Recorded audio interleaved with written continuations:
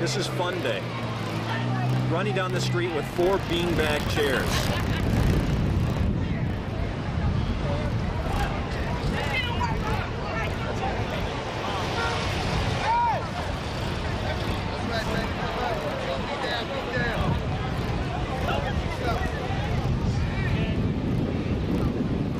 There's a couch. There's a man, couch over his shoulder, walking down the street like he's got all the time in the world. Walking up to a car, talking to a couple of buddies, apparently trying to figure out how they're going to get that couch in. Shaking hands with each other, going to his car door, probably trying to figure out how they're going to load that couch into the car. Here to the right, pickup truck. Old pickup truck right in front of this New Concepts furniture lighting and accessories store. His friend loading up the back. I can see one light fixture in the back there. He's loading up to the front and taking off. People just pouring out the front window. Here's a guy with a plant, even store in the plant, or plant in the store, excuse me, coming right out the front window and taking off. A woman with a large lamp. People, again, just helping themselves. Here's a recliner chair. Look at this scene. Look at the next to the yellow car. The guy takes a recliner chair with his wife or girlfriend, stops in front of the store, goes in, picks out a recliner chair, comes out and puts it on top of the car and drives off.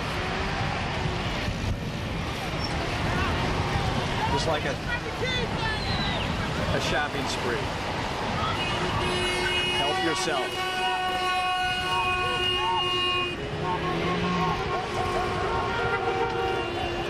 Driving off, raising their hands as in a...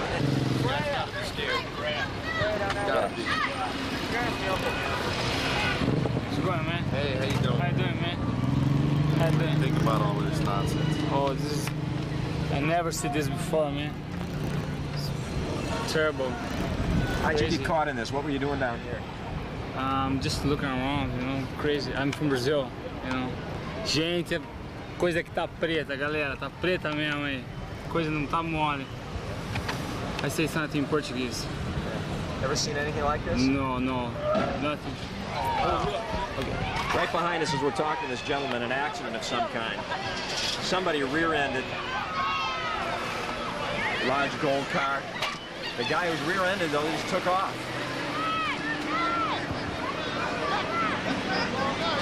Probably a stolen car. Yeah, the guy has the whole rear end of his car bashed in, and he takes off.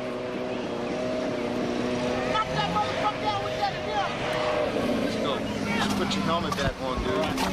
Okay, I wouldn't go off alone here. Don't go off alone. What do you think is the best way out of here? Are you folks discussing or thinking about perhaps calling in help from outside agencies? Well, we have a mutual aid agreement with the sheriff who borders us, the city of West Hollywood, to the east. And so we do have procedures already in order in case we do need assistance. And you are also, I'm sure, coordinating with... I made a mistake. Lieutenant, you still there? I'm still here. All right, sure you're coordinating with the fire department? Absolutely. We're in touch with all the agencies in establishing contingency plans in the event that we do experience some of the type of incidents that are occurring outside of our borders. All right, Lieutenant, thanks for being with us. That was Lieutenant Frank Salcedo of the Beverly Hills Police Department saying that some arrests have been made on the border of Beverly Hills, not in his city, but reports of looting and arrests being made just outside Beverly Hills. And there you can see looters running through the streets of Hollywood. This is Western and Melrose, I believe. A major fire, at least one, perhaps even more by now. Fires burning out of control in that area. David Jackson, you're in Skyline. What can you tell us? Yes, I wanted to correct our location here. It's Western and Santa Monica, not Vermont and Santa Monica. There are additional problems at Vermont and Santa Monica, but we are right now over Western and Santa Monica, and you can see the police have just arrived at this intersection and are just now trying to take control of it. LAPD officers arriving on the scene. Fire department fighting one fire. There's a neighboring fire that is raging uncontrolled, but the police presence at that intersection has now stopped the looting that we had seen right at that intersection. but it stretches for such a long portion of Santa Monica Boulevard. It seems to me that they will simply move down the street to a location a little bit distant of that intersection so that they can continue to get away with it. Utter anarchy in the streets of Los Angeles tonight. It's just getting worse and worse by the hour. And of course, dusk is approaching. That curfew will be in effect very, very, very soon.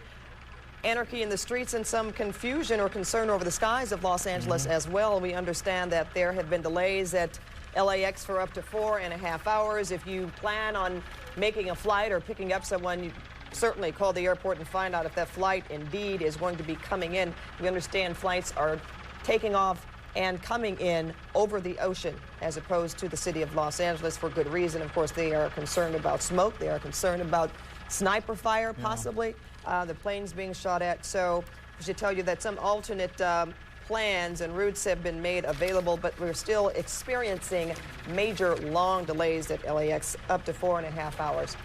4 runways still open, Pat, but experiencing major delays right now. Where the curfew is in effect, that is, in fact, the city limits of Los Angeles. A citywide curfew. There's also a citywide curfew in Compton. Dusk to dawn, and in case you're not sure where the city limits is, everywhere where the Los Angeles Police Department has jurisdiction, there is that curfew tonight, and it is designed to eliminate loitering and cruising and much, much worse. Kara, thank you so much for bringing us up to date on the latest from the aerial vantage point. We will check in with you later. We do want to let you know about several school closings for tomorrow. They need it, and they will be able to defend themselves if they need to. This is the first, as far as we know, the first deployment. About 100 National Guards people, most of these are military policemen and women, deployed from Los Alamitos, the reserve center there, sent up to the Lakewood Sheriff's Station on North Clark in Lakewood. These are MPs, and they will be sent out from the Lakewood Sheriff's Station to supplement the Sheriff's Department, the PD, whoever needs them, to set up security perimeters around buildings, around other facilities, to allow other law enforcement officers, the police, the sheriff's deputies, or small police departments, to take on the job of arresting looters and so on. The guards people will be handling security and so on. And they will be armed. They will have ammunition with them on every job, says the governor, who also says he is coming to Los Angeles so he can get an aerial view of what is going on, as well as get a ground briefing. About an hour ago, operators started taking calls on a special medical hotline that has been set up for those residents who need. 2 blocks from the station. We're at Santa Monica and Western. A building is on fire. Fire units are on the scene. A lot of people on the street. Let's take a look. At Santa Monica and Western in Hollywood. The fire's breaking out now in the Hollywood area. This is one of those commercial buildings along Santa Monica, and it is just west of Western Avenue. The streets are blocked off. Fire department here. Very heavy fire department presence. Streams of water being poured into the building. And that's right at the corner. And we have actually 2 fires at this location, Larry. We're going through some heavy smoke at the present time. One of those fires putting up a black plume, the other putting up a lighter gray plume. But both of these fires are in commercial buildings right near the corner of Santa Monica and Western here in Hollywood. And not too very far from KTLA, I might add. It's couldn't be a half mile, could it, Larry? That's it's right. Right down. In fact, you can look out of the window and see that big black plume. Now, there's a large number. There are many people on the street there. Looting at this location. You say there is looting, Stan? There had been reports. There's no looting at the present time. And Larry, there's a substantial police presence also. Stan, that's what I was going to ask you. We could see the policemen standing across the street. Are they LAPD or are they National Guard? This appears to be LAPD, and I can see a good dozen black and white units here. The officers out of the car, standing up. And here you can see them actually marching down in formation, marching down Santa Monica Boulevard toward Wilton. That's a whole line of police officers, and they are moving the people off of the street. Stan, that would look like the kind of sweep activity that the LAPD uses. What groups are they confronting there, as far as you can tell? The looting had stopped by the time we arrived, Larry. But as you know, this is a very heavy Latin American community from El Salvador, from Guatemala, from Mexico, and it's a very heavily populated community. Incident has something to do with it. I mean, most of what to do with it, as everyone well knows. But yeah, we've had a little difficulties in South Central LA, and people own markets. Most of them are Korean people, and they've had a little conflict with the black people in that neighborhood because. Well, now people who are African American are coming through this neighborhood. The roadblocks have basically been not taken down. They've moved. Does that make you nervous when you see people driving by who are of another color? Yeah, right now, there are a lot of, if you look out there, a lot of Hispanic and black people out there, and they're just roaming around, packed in their cars, roaming out, trying to loot something or pillage something or find some violence to create. I mean, the curfew is going to have absolutely no effect if people don't come out here and start enforcing it right away. Okay. I mean, certainly we're saying these are people, you have no animosity. When we bring up people of color, you have no animosity against them. No, absolutely not. Okay. But, oh, you need more Army support. Yeah, this is a war zone, you know? I know you can. As far as I know, there hasn't been war on American soil since 1812, but this is a war zone, okay? I can't describe it any better. I couldn't sit at home. I had to come out here. Anyone, we need your help. Stop this. I mean, everybody has to contribute to the help. There is no All right. American, there is no African. We understand. We understand. It is, we're going to go down to this fire here. We're going to be back to you in just a minute. As soon as nightfall hits, they've been talking an awful lot about the curfew coming down. They've been talking about enforcing that. It's going to be very, very difficult down here. It is uncontrollable down here, and we only see 2 police units down here right now. They say they're going to take control of the streets. It's very, very hard to believe that that's going to happen. It's a very nervous situation here. Back to both of you. Yeah. Perhaps just one person to drop you off, and have that person go back home.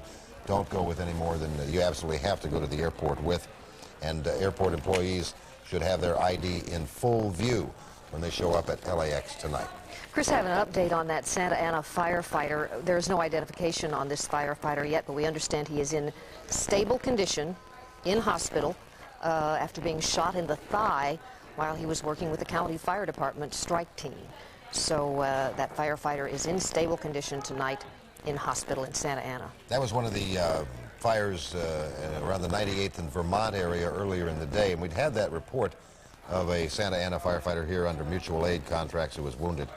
That would make the second firefighter to be wounded since the troubles began yesterday. An LA City firefighter was shot in the neck with a shotgun last night. He is in stable condition, extraordinarily lucky because that shotgun blast damaged his carotid artery, we're told.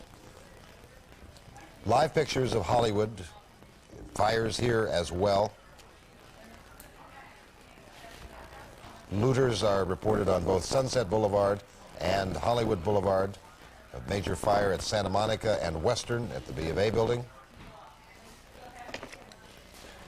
Can't really tell from this picture exactly what it is that's burning here, but whatever it is burning rather fiercely.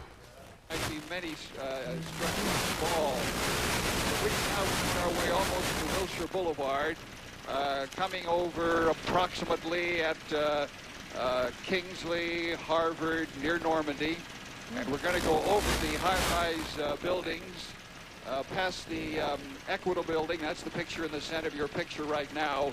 And that's roughly where Normandy meets Wilshire Boulevard. There's the Thrifty Corporation headquarters across the street. That was closed down because of the troubles that they're having. And now you can see the base of that fire. Oh, yeah. Very clear. Do you know what that structure is that's putting out that dense black smoke? I cannot tell at this point. It looks like it's right at Vermont, and that would be 7th Street. This would be 6th and Vermont. But there are 2 fires. There's one of the reasons we have the wide base. 2 fires. Oh, yeah. Okay. On both sides of the corner. And that I would and again, just pouring through the roof. And again, Hal, there are now 3 fires. If you go up Vermont a little more to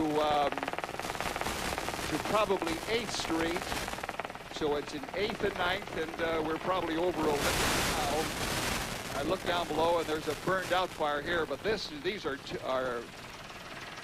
yeah, we're going to go through the smoke here for a moment, so we're going to probably lose the visibility, but you can see what a roaring fire we have at this side of the base. It's hard to... No, I'm sorry, Jen, go ahead. I was going to say, I think that what you're giving us now are some of the most dramatic pictures that we've had in terms of what the entire LA area looks like in terms of the literal huge black cloud of smoke. I don't think we've seen anything quite like that at all. No, that's right. We got to cut away. This is Warren Wilson now. Warren, where are you? Hal, I am here at Harvard, the 4700 block, where police have just taken a man in custody. We're going to talk to the sergeant while we're shooting the picture, and he can tell us what happened. Well, basically, we got a citizen that reported looters at Burnside and Wilshire, I believe, at the address. They said that he was trying to shoot the lock off the back door of the address to get in for obviously appliances or something like that. And so then we spotted him about 2 blocks away, and when we tried to pull him over because we knew he had a gun, that's when we went in pursuit. And he led you on a chase? All around this city for the last 15 minutes. Wow. He was driving over railroad tracks, center meridians, and luckily the air unit picked him up, kept tabs on him while we sort of paralleled him and caught him again. And we have one of the 2 right now. The one's outstanding. One is outstanding. Yes. Sergeant, you know, we've seen a lot of that today, and there was an absence of officers at the time, but I notice now there are far many officers here than there had been, and you are going after these people. Well, yes, if they're reported to have a gun and they're shooting it, we have to take the most critical crimes to begin with. But when you talk about a guy running around with a gun shooting locks, that's pretty bad. And as far as I'm concerned, as a Los Angeles police officer, if they're out there with a gun endangering the public, I'm going to go after them. And if I have to follow them for 24 hours, I'm going to be after them. And just as you did along with a lot of your fellow officers here. I noticed you have a lot of officers on the scene, and this is the kind of thing we can expect tonight when these serious things take place. Is that? We're here for sure.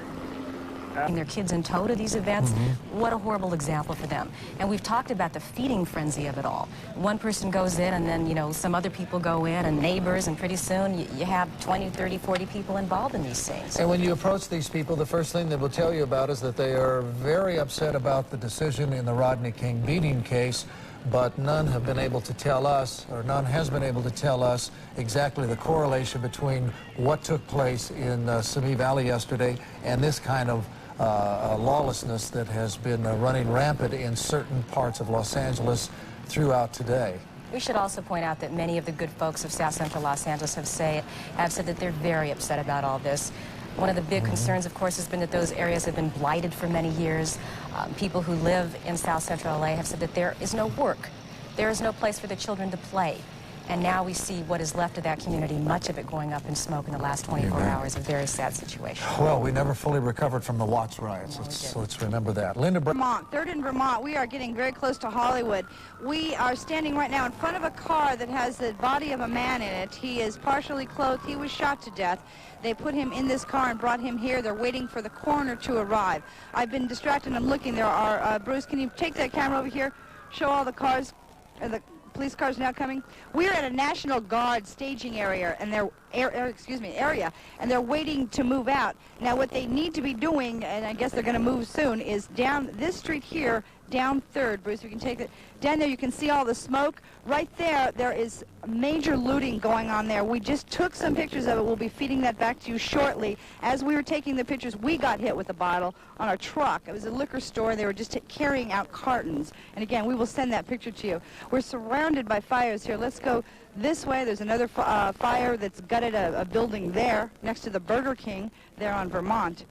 Now, in addition, we passed along the way I. Magnon's, Bullock's Wilshire. It's the same store now there on Wilshire Boulevard in Westmoreland. And there was looting. There were about 30 Hispanic and black males running out of the store with bags of clothing, just bags and bags of clothing and purses, putting it in trunks and running away. They threw a few things at us, too. We have pictures of that. We'll be sending those right back to you as soon as we can get straight here in terms of where the next looting thing, I think there's something going on there we've got to get to.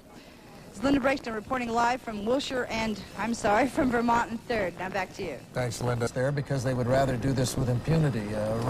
Captain Ron is over the scene. Santa Monica and Western, this is where this is, Santa Harold, Monica, the Sears store at Santa Monica and Western. Captain Ron? Okay, Harold, we're out here still over Santa Monica and Western at this time. We're looking at the backside or north side of the department store of Sears. And these people have just broken into it within the last 3 or 4 minutes now. And you can see the first articles of merchandise that is being transported out of this store. A lot of people here, we're estimating 75 to 100 people out here at this time. Just a few moments ago, there was a police ship out here flying directly over this thing. Other than the helicopter, however, we have seen no other ground units to support this operation. And all we're looking at here is people breaking into it and taking out this merchandise out of the Sears store. Harold, back to you. Well, now I think I've seen everything. Is that a yellow cab bringing somebody in to go in and loot a store? I can't believe my eyes. I'm not sure. We've been telling you throughout the day that people have been driving into these parking lots, getting out, going in, looting the store, getting back. But so help me, that looked like a yellow cab pulling up and maybe just eyeballing the situation. Oh, whoops, he decides now he'll pull up and he'll assess the situation, and we'll keep an eye on him just to see if he's going to get caught up in this frenzy. This is what's been happening today, Laura. You were out in the Wilshire area today, out around Beverly Hills, and you pointed out there that people get so caught up in the emotion of it all, they start participating in this kind of law-breaking, and they don't give it a second thought. I will tell you, last night I noticed that there was a yellow cab that brought in some protesters, and we were on Wilshire Boulevard down by the Federal Building last night at about, well, actually it was early this morning. It must have been 1 o'clock in the morning.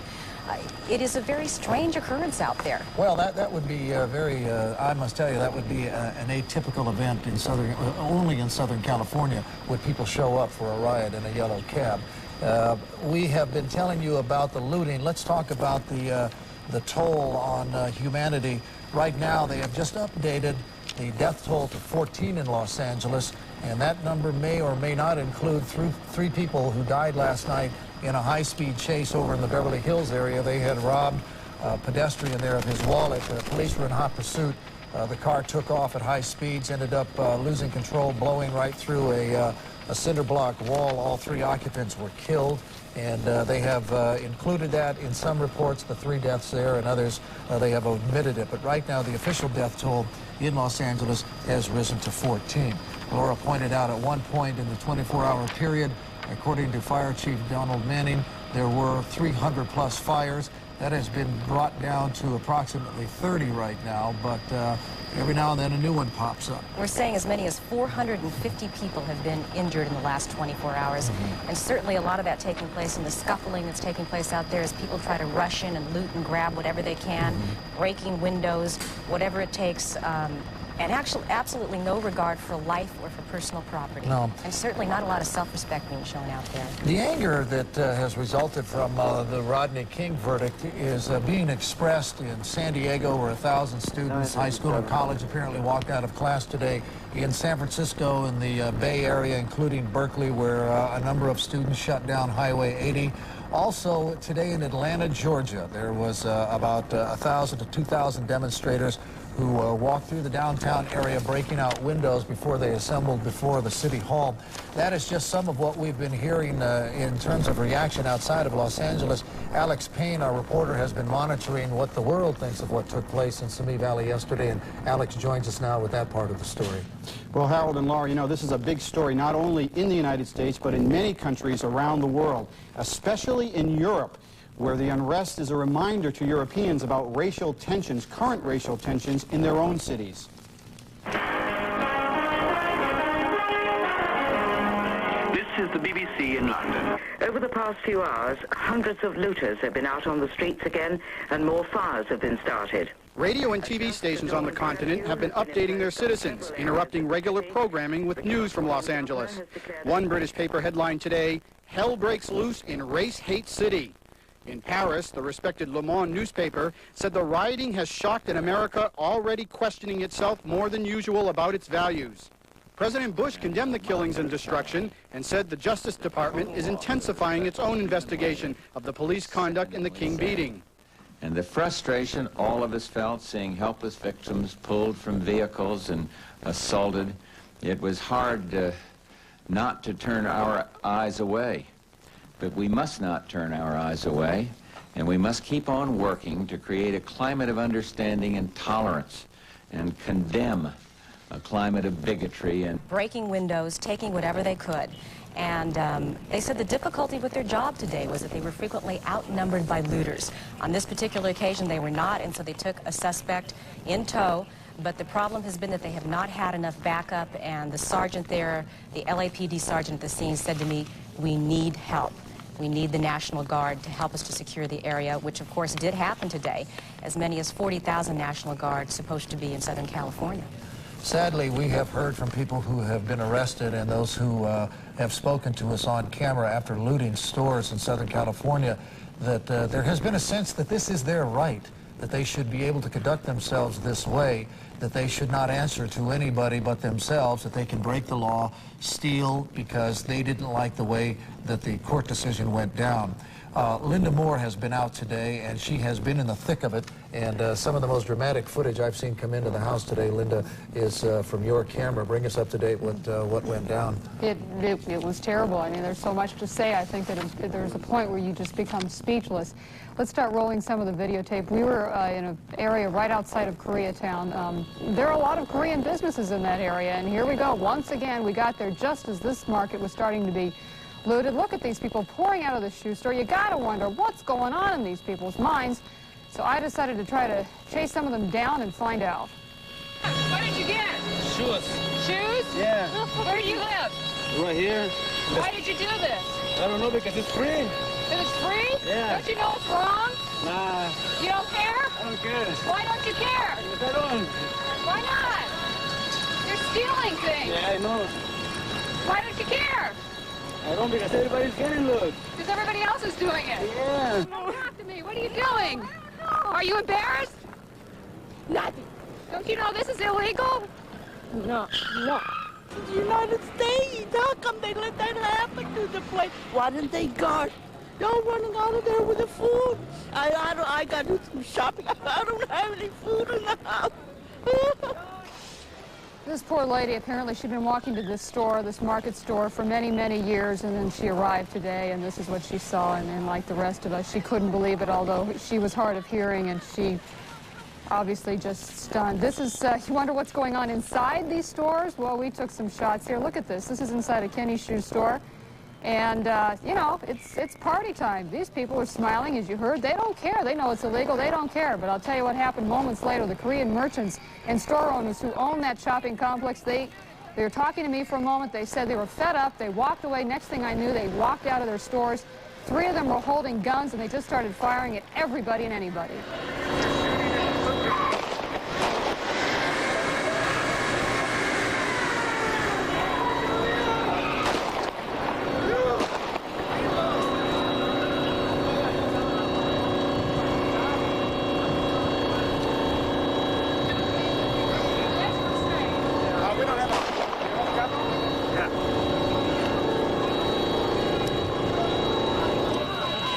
We go live?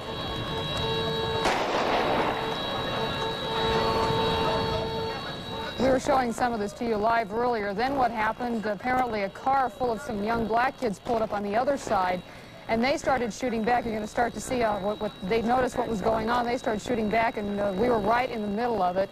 It all happened so quickly. To tell you the truth, I thought they were blanks at first. I couldn't believe that these guys had actually pulled out loaded guns, but they were. There were bullets flying all over. And here you can see, this is where they see the cars pull up and they start to shoot back. And they start to take cover, realizing, I think, what they had started there, but there's just a simmering point, and they boiled over. I mean, I saw it happen. I was talking to the gentleman. I saw it in his eyes. He ran away from me. I thought he was going to give me his business card. I had asked for an interview, and next thing I knew, as I say, he came out with those guns.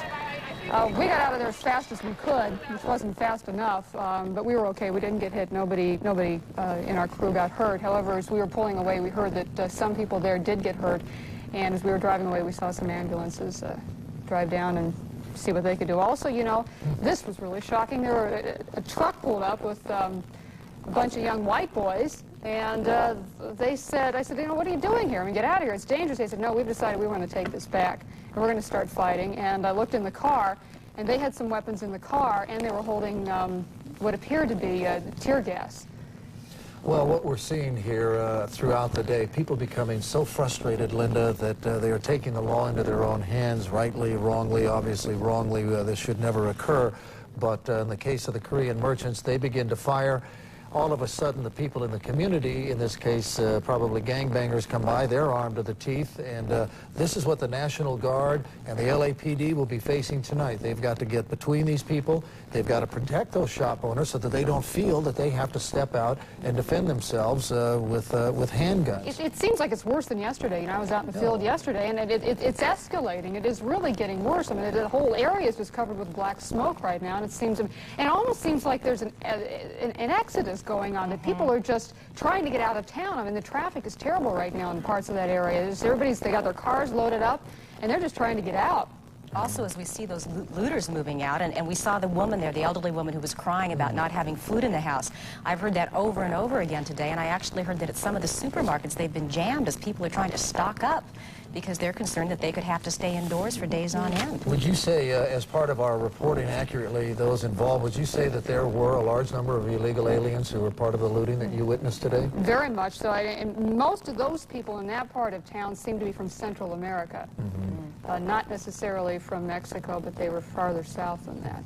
Okay, thanks for that. Looting that's going on at the Thrifty drugstore there, and I just thought you ought to get a real close-up look at how that is. People rushing in and out of the store, completely This is at Western? This is at Vermont and 3rd. Yeah. Not very far from our studios here, but look at this crowd. I heard it described earlier today as kind of a carnival atmosphere. I see some of these people are smiling. It's really a bizarre thing to look at. They look... People came flying away from us at that point.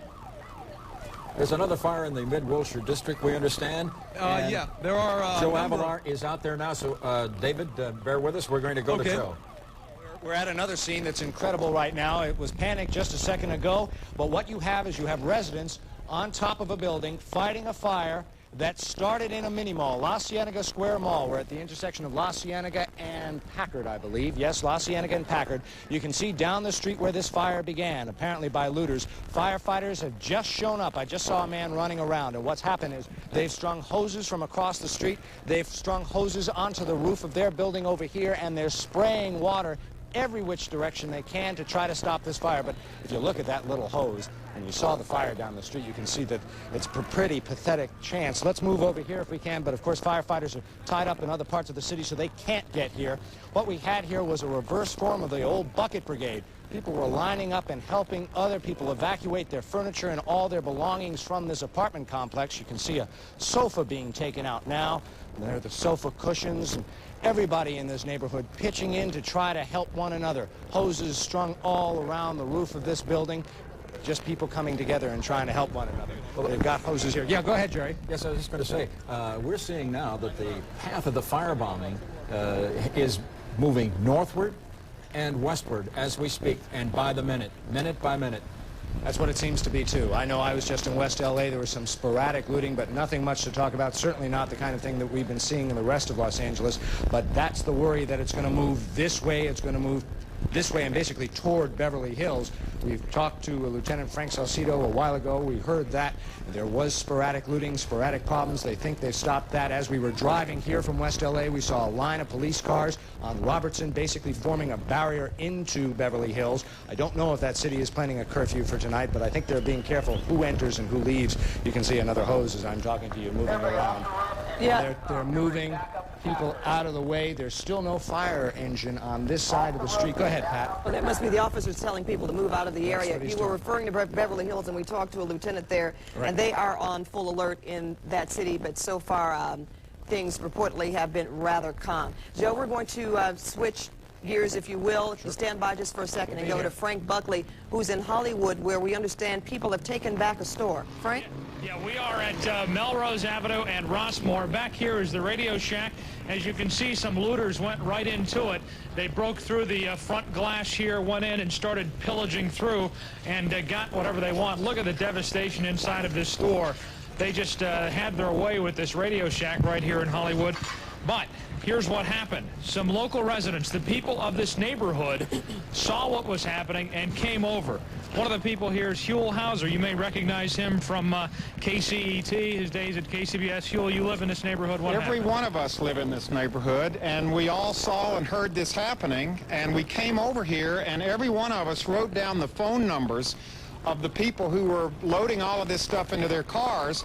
And I think we've already all agreed that we're going to pursue this thing. When all of this settles down, we'll see how the criminal justice system works for looters who are coming into our neighborhood and destroying the place that we live and love and work.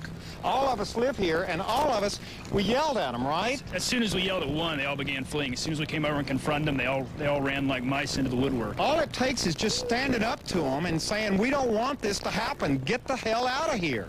And that's what makes us all so angry, I think. We're sitting at home, and we're seeing these people take our city away from us, and we're going to get it back. And we're not going to take the law into our own hands, but what we're going to do is take down their phone numbers and pursue this, their license numbers, and pursue this in court, because these guys are not legitimate protesters. They're thieves, they're hoodlums, and they have no place in our city. Okay, thanks a lot, Huell. That is the situation down here. We are at Melrose and Rossmore. You heard Huell Hauser and his other neighbors right here. They saw what was happening in the Radio Shack in their neighborhood, and they took down the license plate numbers. Now they hope that the police, when the smoke clears from all of the fires in town, when the unrest clears up, they'll be able to pursue this in the courts. I'm Frank Buckley reporting live from Hollywood. None of those looters were armed, I take it. Apparently not, because they fled right away. Right when they saw the residents coming after them, they took off. All right, Frank, Joe thank you. Avalar now. Joe? Yes, Jerry, we're back here live. What residents have done, let's swing to the right to show them. What residents have done is they found a fire hose, hooked it to the fire hydrant, then run that hose as far as they can. Now, they've turned on the pressure, but they're having problems with the hose. In the background, I see a first pumper to arrive. That's actually from the Beverly Hills Fire Department. They're here on mutual aid. Now, let's see. I had someone I wanted to talk to a second ago. If I can, we're going to move over here. Someone who actually saw the looters pull up to this area while we're watching them try to put out this fire. Sir, if I can, give me, if you would, watch your step over all our cables. Let me start. You were in your backyard and you saw the people pulling up to the Radio Shack store, you said? Yeah, it was like a bunch of ants on sugar. All of a sudden, they just kept coming around. They just kept coming around. They would obviously live close because they'd come back second times. You see the same cars coming in and coming out, laughing and giggling and everything else like that. Mothers in the car saying, "Go get me something good," with their little kids. It was absolutely disgusting. Yeah. I couldn't believe Then they that. set the store on Then they fire. set the store on fire when there was nothing left. 4 or 5 times. They torched it. We sat there with hoses and we tried to put it out, but we couldn't get it. Get it out. And now all the neighbors are worried because it's right next to. Firemen actually came, and they said they couldn't break up their. No, they said they have no pump. Pump or something. They couldn't break All up right, the well, we've crew. got the firemen here now. We've got the pressure off on that hose. Thank you both very much for talking to us about what happened. We've got, they've turned the pressure off on that hose. As you can see, they really never had that under control. We've got another Beverly Hills Fire Department truck arriving right now. Let's spin you around here. Neighbors are applauding. Joe, you know, it's a good thing, as Jerry mentioned, that those looters that were in the area were not armed, and that obviously enabled the people in that community to better take control of what was going on out there. That's not the situation in some areas of L.A. where it's actually dangerous to confront some of these people because they could be armed. Right. That off-the-cuff remark kind of tells you it's a commentary in our society today where the mother is encouraging the kid to go and steal and get what she wants to take home. That's an incredible story, isn't it? That's an incredible story. It's certainly something I never expected to hear today. It's also something that Pat was saying to worry about. These are not people to confront. These are not people to confront. I see Sky 9 from where I'm standing, and it means I know that you are looking at pictures now from above. Firefighters are here. You can see the big black smoke going up, and they are trying to put this fire out finally. They're trying to save this small apartment complex, and people here are real happy. They primarily devoting themselves to escorting fire people throughout South Central today. That is videotape taped earlier. Don Menzel ran into some trouble. We got him back out of that supermarket. We can come back live here. Don getting out of that supermarket. You can see the parking lot is strewn with groceries that have been stomped on. People just discarding what they couldn't carry. Let's come back to us live, if you would. Were picking and choosing what they wanted out of the store. There's absolutely no presence of police officers, no presence of National Guardsmen, and firefighters drove by about 2 minutes ago, looked, and kept going. That's the situation right here.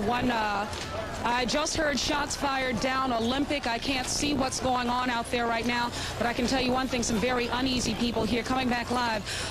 This is one situation that the people don't know how to deal with. You see people around in their homes standing, watching, and waiting. But at what is called the Olympic discount store here on Olympic, some businessmen have taken the matter in their own hands. What they're doing is arming themselves with rifles, protecting themselves, making sure that none of the looters come to their store. I'm told about 60 businesses are inside, all Korean owned, everything from clothing to electronics. They've been out here since last night. Some men up on the roof with rifles, some men down on the ground, more than a dozen men. Those men who do not have rifles have sticks. They've armed themselves, preparing for battle, as they say. They're afraid that the looters will come this way without caring about their own property, without caring that these men and women have worked very hard to get what they have at this point. They say they have no electricity, no power, so they're going to stay out here for the better part of the night and protect their businesses once again.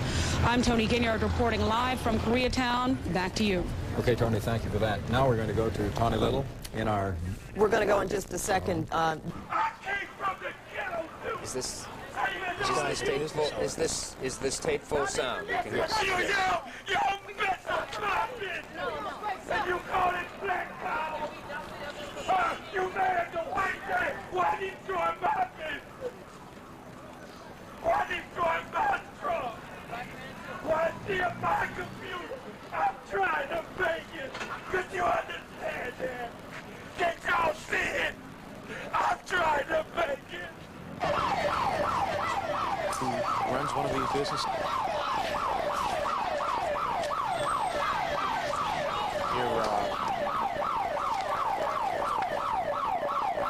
Keep the peace. This was early in the day. As police moved in, riders kept on coming and chased them out. This scene is where we saw a journalist, a French journalist who was here doing a story. He was mobbed by these guys. And we were passing by on the street. I saw this, and I just couldn't pass by. Went over to try to stop these guys from mauling this gentleman, and they took his camera equipment. I told him he was lucky to get away with his life, and he went with us. We put him in the truck and took him back to his vehicle. He was okay. We've seen scenes like this all over the city. Brian, I want to ask... Beach. This is unbelievable, Hal, to see all of these plumes of smoke. And I'm just wondering if some of those aren't perhaps residential homes, because the fires that we're looking at right now, Hal, we might, should we go over and take a look there, and we'll hold off on the Roosevelt Hotel just for a moment. Okay, well, let me just ask you this then, just by sight, glancing up to the Hollywood Hills, do you see any major blazes? Yes, we definitely see some gray smoke up there. We don't see the big black smoke. The fire we're looking at now is where Olympic, or rather La Brea, turns as it passes Olympic, and that is not a private home, that is a commercial structure. Right. But maybe you could go over what the CHP officer told you, Hal, because this just looks like a planned strategy of an army. Well, you just about summed it up. He said that they did arrest 6 individuals who they caught setting fires, and the evidence they had after the arrest was that it was a planned, organized operation by a gang in the Los Angeles area, and that they had said that they were going to set 10 fires an hour. That was the word that he gave to us. Yes, they were very Lieutenant Bud Shields. They were very much concerned about that. He reported to us from his command post in Compton. Right. In fact, Lieutenant Shields also said that when they apprehended the 6 youths, that they were in the process of setting another fire, and they had 12 gallons of gasoline with them at the time. And I think that sort of explains what's possibly going on here in the Hollywood area, as well as Hal just mentioned, from Hollywood to Long Beach. These fires are burning so quickly, so rapidly, that it looks as though it's very likely gasoline is being used at many, if not most, of the fires. Now, Stan, is this a new fire we're seeing now? This is a new fire. Yes, that's the thing that I'm saying, Larry. When we were looking around and covering the others, there was no fire here. Ben, our pilot, said, look, we have several new fires over there, and here they are. This is that commercial building off of La Brea, and we're going to hesitate. Let's go to the one ahead, Ben. Well, Stan, that one is at La Brea and Edgewood, I understand, which is near the La Brea tar pits. Is that correct? Yes. What was the question again, Hal? No, there was no question. Oh. Just we're location. Yeah, just the location by the tar pit. It's near Olympic and La Brea. Now look at the fire in the picture right here. We're now passing San Vicente, and we'd be coming up on Pico, and that fire has just started. So somebody is driving around, or a whole gang driving around, starting these fires. Stan, this is a food market that's on fire. You know, Stan, it looked to me like on that last fire that you just went by, the way it was burning, it looked to me like something had been thrown or ignited on the top of the building, and it was burning down below. Probably just tossed it right up, and it took it from top to bottom. Yeah. You would almost have to assume that whoever is doing this, assuming that the same person or persons are involved in several of these fires, they have to be traveling by automobile because the fires are moving too fast for people to even run. And then you can't run and carry all that fuel, too. Trucking company today. We're saddened and outraged, as we all were when we saw that video. He is being treated at Daniel Freeman Hospital. His family today was too distraught to issue any comment, to talk to us at all. Danny underwent 4 hours of neurosurgery last night. It was a horrific sight, this beating, and one that happened in the early hours of the destruction and violence now plaguing our streets and still spreading. All right, They can to put out these fires, and still coming under gunfire, rocks, and bottles. This is Los Angeles as we see it tonight, at least part of it. Greg Lamont, CNN Live, Los Angeles. Greg, what are the officials that you've talked to saying? Do they think that this curfew will be obeyed? Mayor Bradley has come out publicly saying that he hopes every effort will be made to do what they can to get people to stay inside their homes. They're saying, please, just for one night, don't go out. Stay inside of your home. Police don't think that it's going to do much good, although they say they'll use any help that they can get. A lot of the policemen that we dealt with today were saying, why can't the National Guardsmen come out now? Why do they have to wait until tonight? Because the scenes we saw today were sickening. People just going through stores, taking whatever they wanted, running out, laughing, and then someone would throw a torch inside, and minutes later, an entire mall, $1 million mall or maybe more, would be set on fire. This rioting has already caused hundreds of millions, at least $100 million in damage from what I've been told. Greg, you mentioned some of that help, the National Guardsmen. The governor apparently has authorized another 2,000 National Guardsmen. Any word on when they will be on the scene? I haven't been privy to that information because I've been out on the field all day, although about an hour and a half or so ago, a contingent of National Guardsmen showed up across the street from where we were located. We were happy that was happening because we were being pelted with bottles as we were trying to communicate with you folks. I don't mean to put you on the spot here, but we do have a report that a firefighter was apparently injured while trying to fight a fire. You mentioned that earlier. Any idea of his condition? From what I understand, his condition is improving. As I understood it, he was shot in the face and was taken to the hospital. Initially, he was in pretty bad condition, but as the last thing I heard, he was improving. Just a few moments ago, another death in all of this pulled up right into the parking lot of this store that we're standing on top of. It was a man inside of a backside of a hatchback car. He was laying on his stomach. A man had picked him up off the street. Apparently he was standing on the street when someone drove by and shot him in the head and shot him in the back. He died inside that car. Thank you, CNN's Greg Lamont, keeping us up to date from the streets of Los Angeles. He will, of course, be there through the evening. That some of these looters have been making Molotov cocktails down at a gas station on Melrose and bringing them up into the area. And in fact, the police are in their riot gear down here, and there is at this time a search for what is reported to be a man with a gun. We're going to go find out what's going on there, and as soon as we have more information, we'll get right back to you. Okay, we are now going to go back to Stan Chambers in Skycam 5. Stan? Hal, this fire is 3 blocks west of Vine Street on Hollywood Boulevard, right next to the Pacific Theater. There are several people, many people, standing on the streets and on the sidewalks. There are at least 2 police cars. We see no fire units on the scene. We do see Fire 2, I think that is a county fire unit copter in the air that's circling over the fire. So a lot of communication, a lot of command decisions having to be made. Spinning funnel of the clouds and the flames, and that whole building is completely lost. And again, it is that very prestigious corner of Hollywood Boulevard, and it's a corner location.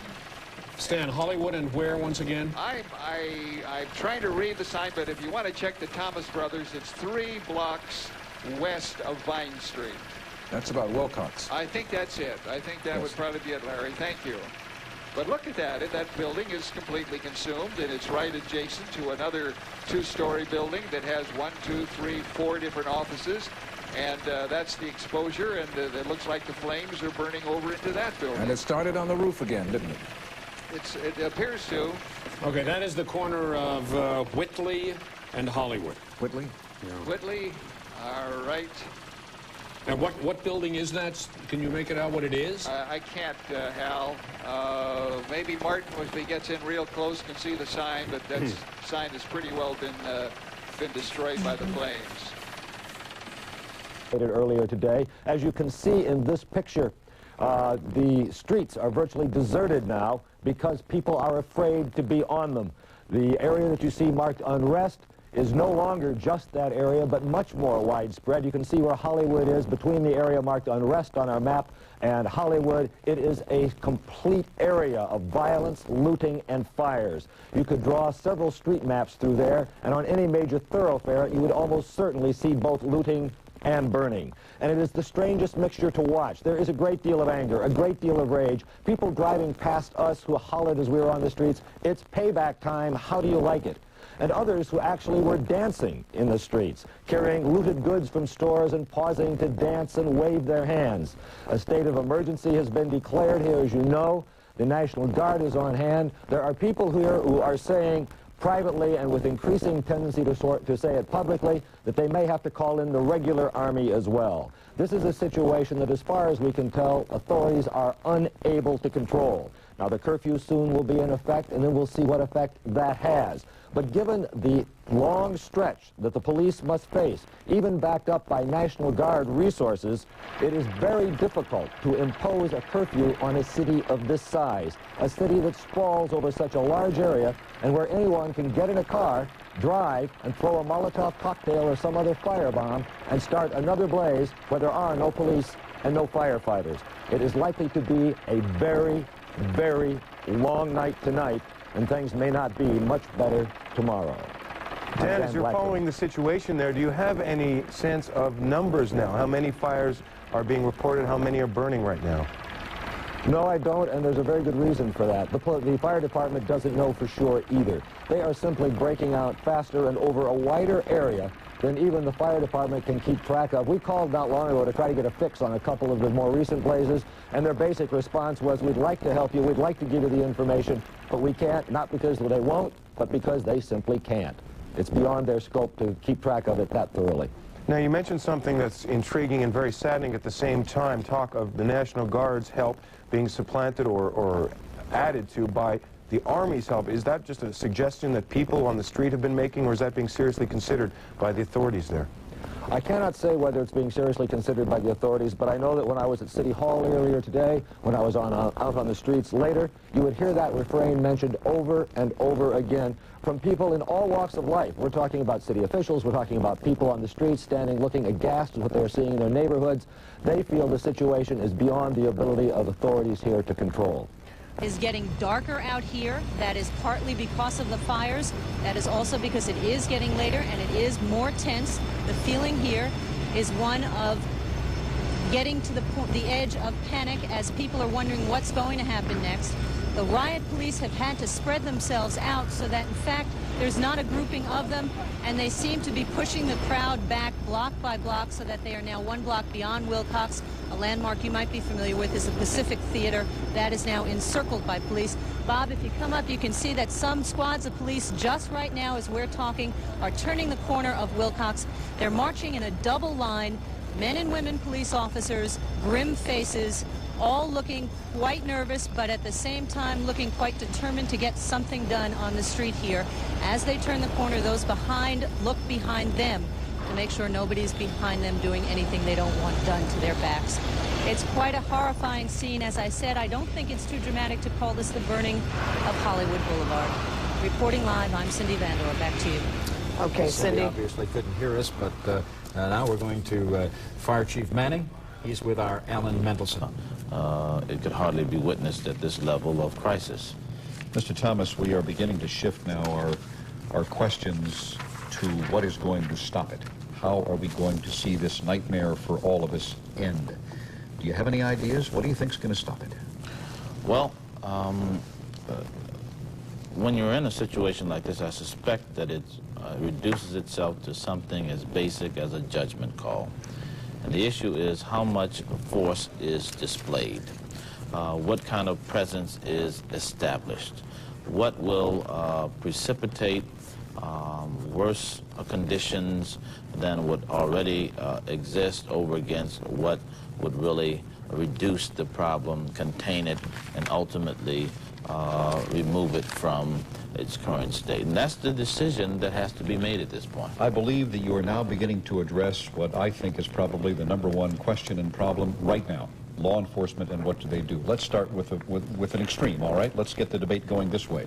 Get the National Guard out there, load those guns. When you see somebody doing something breaking the law, warn them once and then shoot them. Do you like that idea? Well, obviously not, and I would simply say we cannot run the risk of repeating the mistake. How do they handle these looters? Do they stand and watch, shoo them away to have them come back again?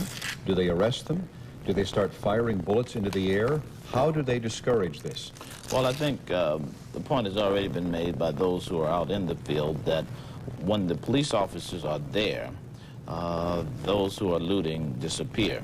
It is when the police officers have to go to another scene or whatever the case may be that they reappear and start looting and destroying, etc. again. The purpose for having the National Guard is for the express reason of making sure that there's an established presence and they don't come back after they've been removed from the scene. And so we have to have it contained and constant. Councilman, Mr. Councilman, thank you. We thank you very much. We don't want to cut you off here. In fact, we'd love it if you could stick around and be with us some more as the evening progresses, but we're being told to run out to Art Rascone, who is out at Los Angeles International Airport, I believe. Art. Yes, and boy, look at that terrible sight that you're looking at. All those black smoke in the air. It's just simply filled the entire Los Angeles Basin area. I'm at the airport, and the reason I am is because of the enormous amount of delays that smoke has been causing. Southwest Airlines simply, it was just inside the terminal, they announced that half of their flights have been canceled for tonight. The other half are delayed at least by an hour. Other airlines as well are announcing enormous delays, and this is the reason why. The city is simply under siege. We have a city that has been aflame for all day and all night, of course. And in my drive over here from South Central Los Angeles, we simply noticed dozens and dozens of buildings, businesses, either looted or vandalized or burned in some way. It is simply amazing. I stand in awe and amazement over what has been taking place throughout the city. And of course, as you've witnessed and as we've been able to witness all day and all night, the destruction that has taken place is simply enormous. Something that should be mentioned here, since I am at the airport, Jesse Jackson, as well as Maxine Waters. They will be arriving, I understand, on a flight from United at 7:45. We will be waiting for them and obviously try and get their reaction, their political reaction to this whole event which is taking place. Reporting live from LAX, I'm Art Rascone. Paul and Ann, back to you. Art, Okay, thank you. thanks, Mark Art. Ridley Thomas is leaving. When you go back to your community tonight and you see what's going on, if you want to come back and talk to us later on, we'll be here. We All right. appreciate it. Thank you very much, sir, sir. very much. Talking about the flight delays at Los Angeles International, some of the planes reportedly delayed up to 4.5 hours. FAA is restricting the number of planes allowed in or out, and they're also concerned that they've had people firing weapons at aircraft. Unimaginable. Things could change in here in just a moment. The LAPD is coming in, and they're coming rather quickly, and I know that with curfew just about now, they're going to probably do everything they can to clear people out of here. Since you mentioned the word curfew, Marta, let me mention to our viewers the city of Culver City has just announced a dusk to dawn curfew, so that curfew will be going into effect in Culver City also in 2 minutes. You know, Hal, for those people who are just getting home, maybe we should put up on the screen again the rules that apply when the curfew begins, which is almost now. If our guys in the control room have that handy. Just so we let everybody get home know what is expected of them by law enforcement officers and by the National Guard when the curfew starts, which is in about 1 minute. Okay, we'll see if we can get to that, but while we are trying to get to that, here we are, Larry. This is what applies to you. This is what is expected of you as a citizen, starting right now, virtually. Should we go to Patty Ecker now, or who is standing by? Let's hold with it just a second longer. I've lost him too. Apparently he's hiding out under the overpass, Michael and Bree. Where is the police helicopter in proximity to you that's been following him? Here we go. Where did he go? So the police are monitoring these airwaves, and they know where he is. Yes, they do, Bree. There are two police helicopters right below us, if you can believe that. I know it's very difficult to believe with all this smoke clouding our picture, so to speak. Well, are those police helicopters, do you think, following this driver? Absolutely. So you know he hasn't gotten too far away from you. You're pretty close to him. They have him pinned under the overpass, essentially, but who knows if he'll leave his car and try to escape on foot or not. And if he's out there after curfew, then... well, maybe they'll get him that way. Yeah, okay. We're going to stay with this a little bit while earlier. We'll come back to you very shortly, Mark Dunn. A little while earlier, you saw Patty Ecker was at a location at a business where swap meet. A number of Korean Americans were heavily armed, and they were standing vigil, protecting from arsonists there. Let's go back to Patty and check in with her. Well, Michael, as you can see, they're getting ready for the curfew also. They have now arranged their cars, doors open, lights on, so that will be their night protection. There are still, by my count, 28 men here, all of them armed, walking back and forth. They just had a very short meeting and are now going back to assume their positions. Laurel, you might want to just pan down. As you can see here, I am on Olympic Boulevard in Koreatown. There aren't very many people on the sidewalks. Maybe that's a good sign for the curfew. Mike, Bree. All right. It's got to be a very frightening thing for local law enforcement to see that people, regular citizens, are out there arming themselves, protecting their businesses. It certainly can exacerbate the situation and make another flashpoint for frustrations to take off and become violent. Let's just hope that they can keep calm heads out there with their guns, their Uzis. It is sunset officially. Okay. This is the appointed hour. If you're out now, you're breaking the law unless you have a very good reason to do it. Where are we going now? Stay home. Harvey Levin at Police Command in South Central. Harvey, what's the latest there? Mike, we're with Battalion Chief Bob Aaron, who has just returned from one of the many blazes today. Why don't you tell us, sir, what you did? We were over on Broadway, and we just coincidentally we had a restaurant on one side of the corner and a gas station on the other side of the corner. Fortunately, our strike team had 4 companies. We were able to take care of both those occupancies in about 45 minutes. Generally, they're down the road, so in this case, they just happened to be close enough together where the strike team was able to handle both at once. I just spoke to somebody a little bit earlier who said that all of the firefighters are now wearing bulletproof vests. Is that correct? The answer is no. That's right, but certainly we're all going to be issued, and we're all going to be wearing them. That's correct. What is the difficulty right now? Is it that everything is being spread out to a wider area? Is that the chief problem? Well, it's a wide area, but also there's just one run after another.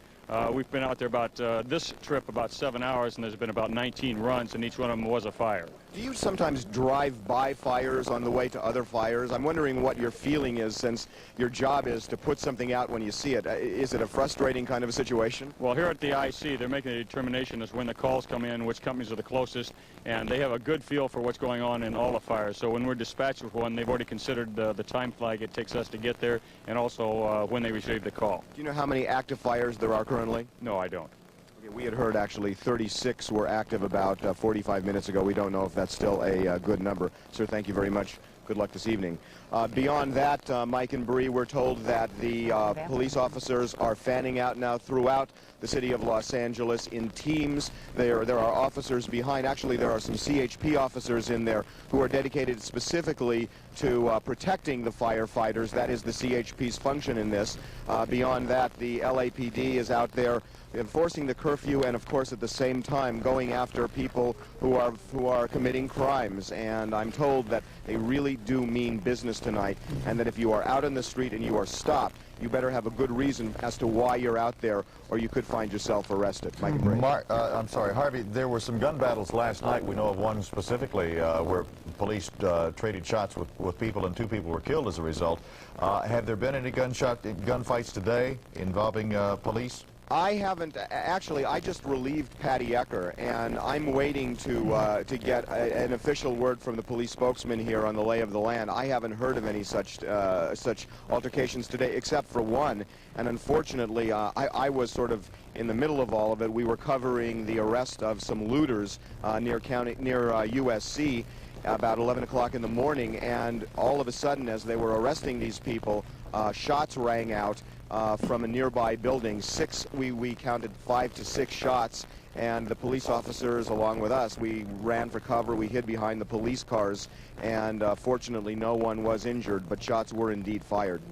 Along the line, there will be arrests made, but it is a complete disregard for anyone. Do most of them, Marta, seem not to know about the curfew, or are they aware of it but are just disregarding it? They are aware of it. Most of the people are aware of it, but they have chosen to disregard it. They somehow feel it doesn't apply to them, or that it isn't going to make any difference. And as the one man I just spoke to said, what difference does it make if there's a curfew if you don't have hundreds and thousands of guards out here? You're not going to be able to enforce it anyway. Well, we may be able to shed a little light on that. Governor Wilson of California has just requested from Governor Symington of Arizona that help from the Arizona National Guard for logistical purposes, equipment, body armor, riot gear to be used in the Los Angeles area. So we have requested assistance from the state of Arizona. That might very well help the situation out here, but it certainly isn't going to do anything about it right now and tonight. I mean, there are 2 police cars, or well, now there's 1 police car and the other one just left. One less leave, yes. 1 less police car, and they're now taking off south on La Brea to yet another location. I'm sure most of the people in greater Los Angeles who are not out in the streets and are not vandalizing and looting and burning are really wondering, as we 3 are here, when the National Guard is going to be deployed. We're kind of wondering that out here, too. Okay, well, we're all wondering. Let's go up to Stan Chambers and get a view. Marta, Stan should be just about over your head right now, about a few hundred feet. Stan? They're angry. This is their neighborhood. It's a black neighborhood, and they're angry. They're saying this isn't a black-white issue anymore. This is our neighborhood. And look what you're doing to it. No, it hasn't been a black-white issue probably for some time, for some people anyway, Joe. We've seen a lot of people of all ethnicities joining together and trying to save what's going on. That's what happened here. The same thing that we showed you a while ago in the Mid-Wilshire area happened here. People were banding together to try to fight this thing, but of course the same thing that happened in the Mid-Wilshire area happened here. A fire's just too big. It's just too powerful. And particularly with chemicals inside, look at this thing go. But from what we're seeing, the fire bombers are just moving at random wherever throughout the evening. They've got a plan to keep it going, and nothing is stopping them. There hasn't been one arrest Looks of like a firebomb. I hear I hope, a fire truck. I see police cars. Josh, let's turn our camera that way. Okay, we've got police cars. We've got police cars. Turn to the left if you can, Josh. So, there we go. We're going to move up if we can. Take your time, Joe. We're with you. Okay, we got police here. Let's move it around. Let's swing to our left. And we've got the fire engines. This is the Pomona City Fire Department here. So mutual aid. Now let's take a look at these trucks. We've got Pomona, we've got Laverne, we've got Covina. I can't read the last one there. We know Beverly Hills fought the last fire. That's what's happening here. Look, swing back if we can to our right. And I can tell you now what this store actually is. It's electronic parts and services. So, of course, they have all kinds of chemicals and things inside. And we've been looking at that go up. And remember, we've got apartment houses just on the other side of that. And all those forces there to fight the fire have come for miles to do it. You're in mid-Los Angeles, are you not? That's right. We're in the mid-Wilshire area of Los Angeles at La Brea and Orange. And they've come from miles away. 30 to 40 miles away to Absolutely. help fight the fire department with the LA Fire Department. Well, we've seen it. It's just more glaring as the night goes on. LA City police and fire are so outmanned here. And this is just so violent. With the arsonist tactics through this afternoon, that's certainly true. Tell us how fast this fire moved. It seems like you were on that scene just about an hour ago, and it was still relatively small. I'm sorry, Bree, could you repeat? How fast, what's the timeline on this fire? When did you arrive on the scene? Was it about an hour ago? It was about an hour ago, and we were at another location. But when we got here, I would say in less than 40 minutes, this fire has completely destroyed the shopping center you're looking at. When I got here, you could tell what each one of those buildings were. The signs were up, the glass was in place. You could really see it all. And now, as you can see, it's a burned-out shell. There's the transformer they're concerned about. Absolutely. Boy, it's on fire now. And you see the flames licking up that pole there, too. They are going so fast, I tell you. Get back, Jody. Are you far enough back? How far are you from the flames? We're across the street. I know it looks like we're really close, but we're way across the street. We were a block closer. We had to move because embers were going into the van, and we got nervous. We just saw an aerial view just a moment ago, just how close this fire is getting to some homes. Yes, and that is the concern with the firefighters that are down at this other location. There are a lot of apartment buildings and small residential homes in this area, and they are really afraid because of the wind, how it's been whipping around here, that it will, those embers that have been flying across the street constantly since we've been here, will light up one of those apartment buildings.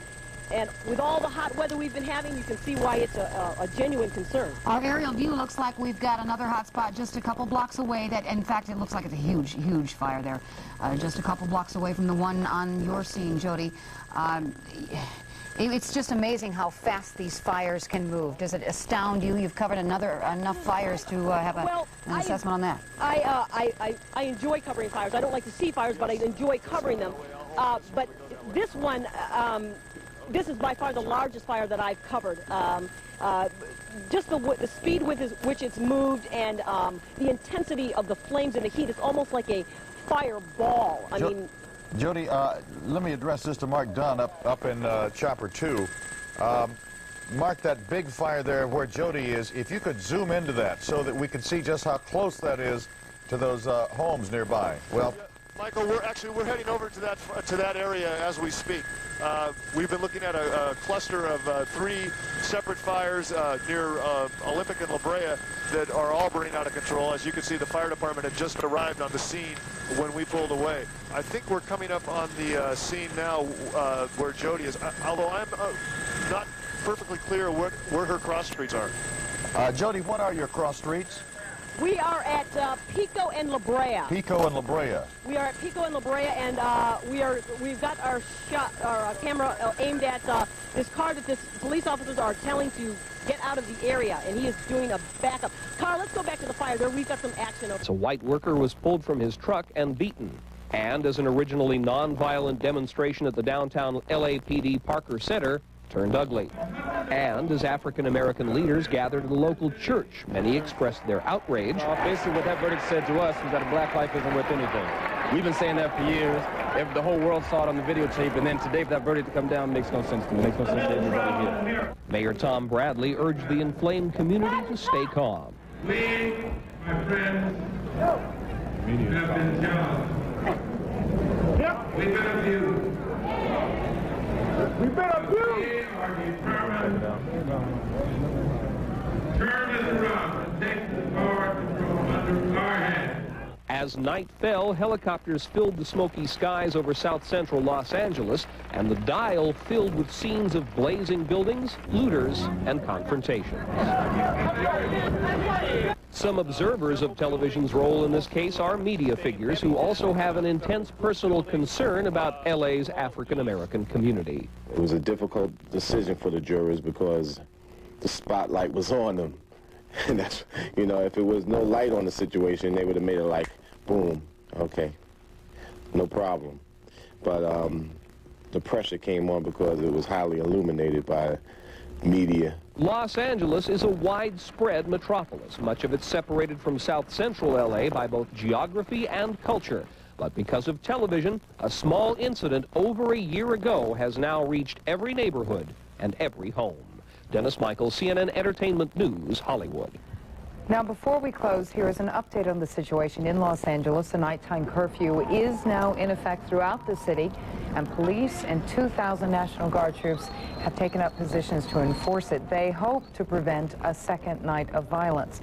Unrest, arson, and looting continued throughout the day. Violent reaction to yesterday's not guilty verdicts for 4 Los Angeles police officers. They were acquitted on assault charges in the beating of Rodney King. Dozens of fires are burning in south central LA and other parts of the city, including Hollywood. The LA County coroner reports at least 17 riot-related deaths since yesterday. Police say there are at least 14. Nearly 450 people are injured and 300 have been arrested. Updating the situation now in Atlanta, where demonstrators turned into random acts of violence today. A curfew takes effect in just a few minutes from 11 p.m. to 5 a.m. 2 guys with a shopping cart, another Magnafox color TV. Look at 1, 2, 3, 4, 5, 6, 7, 8, 9, 10, 11, 12, 15 cars backed up. In the parking lot with his gun drawn. Here's a police officer in the parking lot with his gun drawn. On a car, he's got a car stopped. It's almost like he doesn't know what to do though. Now he's put the gun, he's got a gun out, he's got a gun, he's holding on a young black male, now he's letting him go away. He's still holding his gun on a car. Here he is, a choice here of dozens of looters, and for some reason stopped one in particular. He's put his gun back in. Here's a police officer trying to lift a TV set that is out of the cart and out of the back of this guy's pickup after he sticks his gun back in his belt. Quite a scene.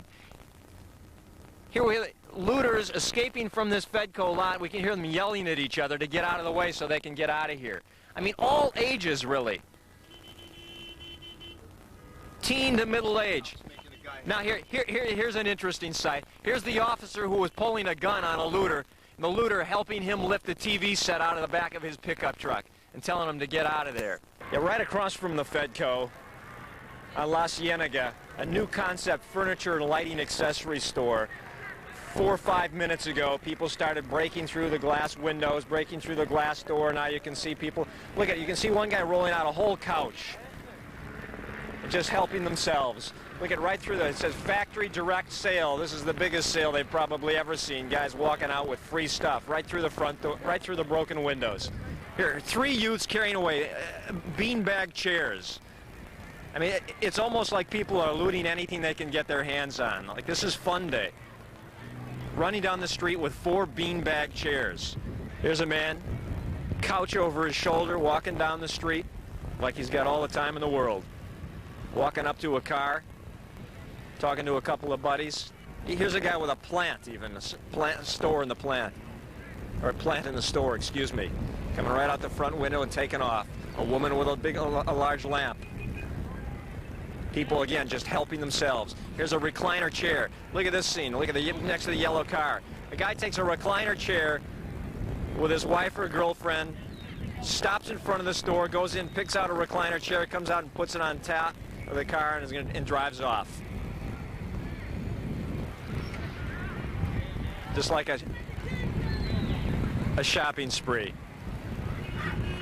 Help yourself.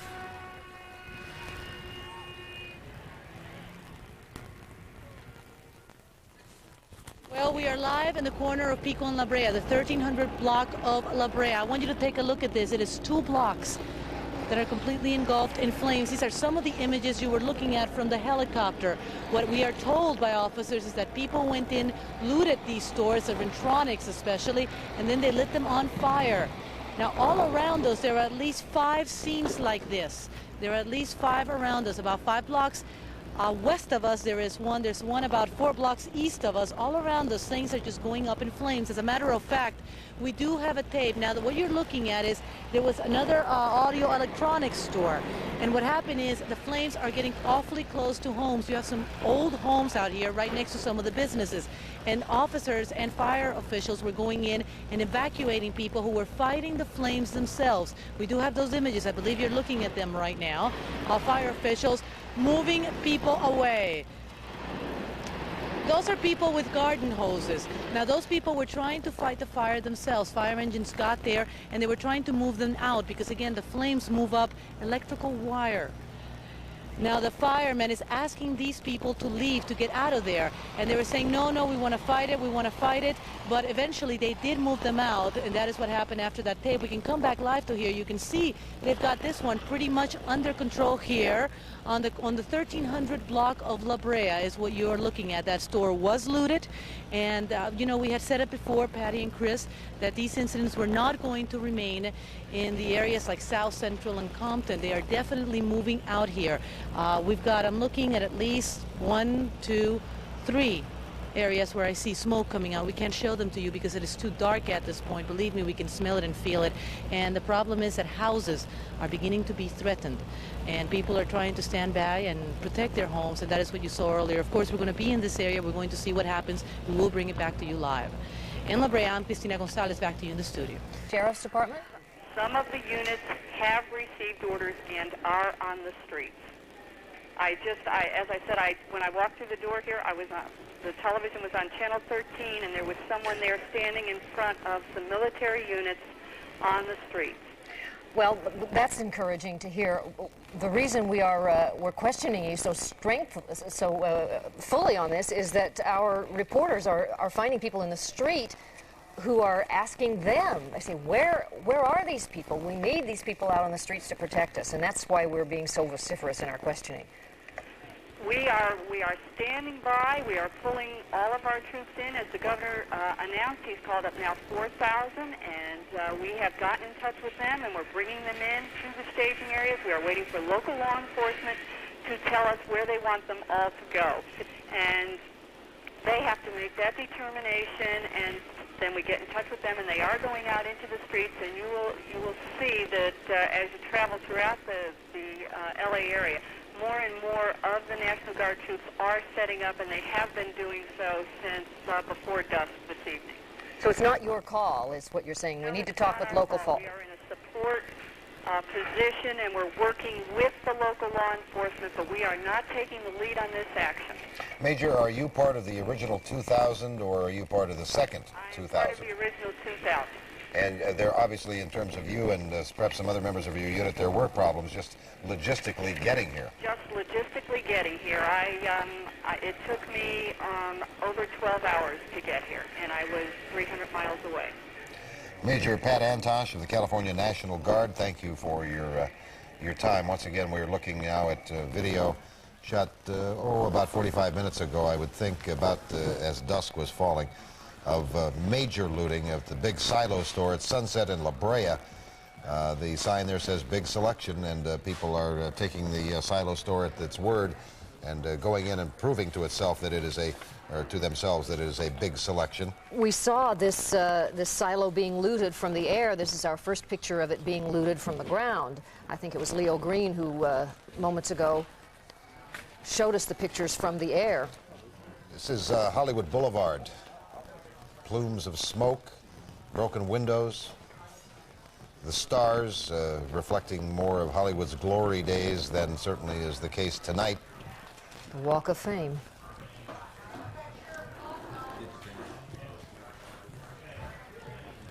Somewhere in this area, people standing, wondering what's going on, and this is a group of people walking rather purposely. Tony Valdez was telling us it's unusually deserted for Hollywood Boulevard this time of night. The smoke that you're looking at right there is probably, since this is looking eastbound on Hollywood Boulevard, probably from that big fire at Santa Monica and Western, as the smoke drifts a little bit north up over Hollywood Boulevard. We haven't had any reports of fires on Hollywood Boulevard itself. We have, but it'd be further east, west of where we are right now. So I suspect that that smoke is from the from the Santa Monica and Western fire at the old B of A building there. We have reports of arson and looting, not only here in Hollywood at these pictures you're looking at now, but from downtown to Santa Monica and even into the San Fernando Valley now. By the way, Santa Monica has closed its beaches, we understand. And we understand that more than 100 Korean-American-owned stores in South Central and in Koreatown were burned, looted, or robbed. Is there a time frame on that, Patty, or is that No. since we don't know whether that's since the trouble began yesterday? I believe it's since the trouble began.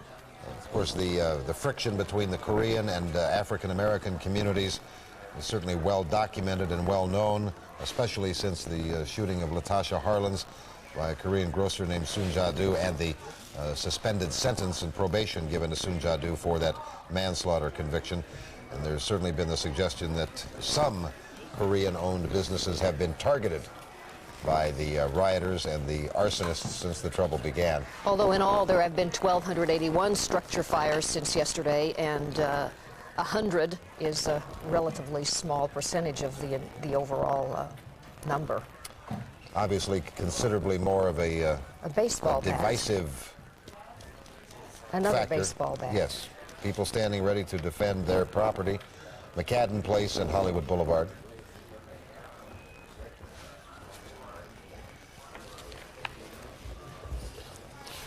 Kind of a line all the way across that lot there. These are the Scientologists guarding their church, one of many of the facilities owned by the Scientology Church in Hollywood. And these large young men standing by to guard the Scientology, that's the Dianetics Center on Hollywood Boulevard. I don't know whether they view those people across the street as the enemy, the presence of the LAPD there as the Scientologists. We have Sheriff Sherman Block on the phone now. Sheriff, thanks for taking the time to talk to us. Let us ask you the same question we've been asking and that people are asking us. Where are the National Guard troops? Sheriff? Sheriff Block, well... We seem to have had a problem there with talking to Sheriff Sherman Block. We'll try to get him back on the phone, make that connection so we can talk to him, because as the major from the Cal Guard pointed out, the 4,000 National Guard troops are basically under control of local authorities, specifically the LAPD and the Los Angeles Sheriff's Department. And the LAPD and the Sheriff's Department will be assigning the Guard troops to whatever mission the local police agency needs them to do, hearkening back to what the governor said in his news conference at about 5:10. The Guards people will be going out with ammunition. They'll be fully armed. There will be ammunition accompanying the troops to be handed out as it might be needed by those troops in carrying out whatever it is that the police or the sheriff ask them to do. LAPD letting itself be seen here in Hollywood. These pictures are not live. They were taped earlier. As we said, Hollywood is being hit by the firestorm now. All over the area, there are 45 fires burning right now citywide as night falls and the curfew is in effect. The death toll has now risen to 18 in this violence. It began about 5:30 yesterday afternoon. That includes, you'll recall, a couple of hours ago we had video of a security guard slain by looters as that guard was trying to do his job to protect the goods of a store owner that had hired him. That man was killed, and he's among the 18 dead. blaze out with any further damage. You can see they're having a tough way to go right now. The street is blocked off. As you've heard from every other reporter out here in the Hollywood area, this building is totally engulfed. We can't even really tell. Let me see on the side, electric appliances, swap meet, belts, handbags. So from what I understand, people came through here, smashed and grabbed everything they wanted to grab. After that, someone had to have purposely set fire to this building. You know, throughout the night, we've been in several areas. Further down Hollywood Boulevard, you do see people at the Church of Scientology standing guard, shoulder to shoulder, people trying to protect the property, to protect the block. They're trying to protect their businesses, their churches, and everything from something like this, from people coming through and purposely setting these fires for basically no good reason. That's the situation here right now. One of the gentlemen standing on the side of the street told me this is just basically a crime to humanity. I'm Tony Ginyard reporting live from Hollywood. Back to you. Certainly is. Good description. And Mark Watts is in the Mid-Wilshire district. And what's happening there? You see what's happening there. Jerry, I don't think it should be called Mid-Wilshire. Maybe it's adjacent to Beverly Hills, South Carsey, a very historic district here. You can see flames leaping off the building here and firefighters trying to sort of ventilate this side of the wall. But take a look at who is helping the single Beverly Hills firefighter douse the flames. You see about 10 people who've just pitched in. They're sort of helping the firefighter hold the hose there as the pressure is just too great for one man to do it alone. Joining me now is Shelley Morrison, one of the neighborhood residents, also a member of the original Flying Nuns, the movie. Shelley, first of all, tell me when the fire broke out. It broke out about 3, 4 o'clock. There was about 75 people, men, women, black and white. But when they torched everything. And we had Reverend Carl Washington here for a coalition of Ministers for Peace saying that these were people certainly taking advantage of the situation. Obviously. Of course, the fact is these are people guilty of a felony. I think it was Larry who brought up a point earlier, wondering in the days ahead whether or not LAPD might use the videotape at some point in the future. Well, that's, in terms of identifying some of the criminals. It's conceivable. It's been broadcast on many television stations. But people don't seem to care. There was one, remember, who was photographed coming up bowing and tipping his hat and saying, "Hi, look at me, I'm a looter." Mm-hmm. And it was Chief Gates who said last night they recognized him in his car, waved, "Hello, Chief," and went about their business. Off, right. It is a strange and bizarre situation. Okay, aside from one of violence and death and destruction. And murder. I just reinforced myself with a sandwich, so I'm back. Yeah. I don't think the three of us have eaten since about 2 o'clock when we started here. That's right. Getting little hunger pangs in the stomach there. This, by the way, Larry, while you were gone, this is unedited videotape, and this is at Santa Monica and Western Avenue. Give you an idea. Talk about a feeding frenzy. This is probably a good idea of a looting frenzy. Oh, yes. Yeah, this is from earlier today. It was like a shopping spree. What was the name of that television game show about shop till you drop, or American Shopping Spree or something? Right. And that's almost what this was like, except obviously this is criminal and it's much more serious. Larry, I'm just getting a report that from Long Beach, 2 men were riding a motorcycle. 2 men were riding 2 motorcycles, I think. They were attacked by a mob. They were beaten. One was shot and killed, and the other one is seriously injured, we understand. Simply grabbing the things that they could get closest to them, running out of the store with all of that merchandise, not seeming to care whether there are television cameras there or not seeming to care what people thought of what they were doing. One of the clerks who was in the store, though, talked about how she felt. They just ran smack in, just yelling. Began grabbing things? Grabbing, knocking things over, ran clear to the back, started ripping things apart, everything, everywhere. Oh, it's so sad. And you decided to get out of the store at that point? No, I did. Some guy hit me. Oh, no. Really? Yeah. Hurt you? Nah, knocked me down, but that's all right. Knocked you down? Yeah. At that point, you decided to leave the store? Or No. Some of the guys came by and picked me up. Incredible. Some of the people who knocked her down then picked her up and brought her out of the store. She was obviously in pretty good humor, though she was deeply saddened by what she was seeing. Down the block, more looting going on there, and a young man who was just standing by watching expressed it this way. This is a small group of angry people, and doing this to get shocked to the police. But it's getting bigger. Well, what I see is people they don't care what they're doing. Now they don't care what they get. Finally, the police began to arrive. In this case, they were chasing a looter. He was a pretty good jump at this case, and they didn't get him in that one. They did arrest 2 looters just a little bit later in that same area. But as you can see, there is a very mixed reaction to what is going on here, and you feel very strongly about it. Wrapped around the tire of the car and sent he and his passengers upside down. It was some kind of ride. Right now we have called the paramedics to come out here, and they're still waiting. This is Randy. Randy was behind the wheel of the car. This is one of his passengers. Randy, what happened? We were riding down the street, and we weren't speeding or anything. We were going 35 to 40 miles per hour, and that cable right there wrapped around the tire and flipped us over. We tried to stop when the cable wrapped around the tire, but it wouldn't allow us to stop, and it flipped the car all the way over. What were you thinking at this point? Did you realize what was going on? I was thinking we were going to die or something. When you underneath the wheel of a car that's real smashed up and everything happens so suddenly, it's not really too much thinking you can do. And I know there's some frustration on your part, especially when you saw paramedics, police officers passing by here.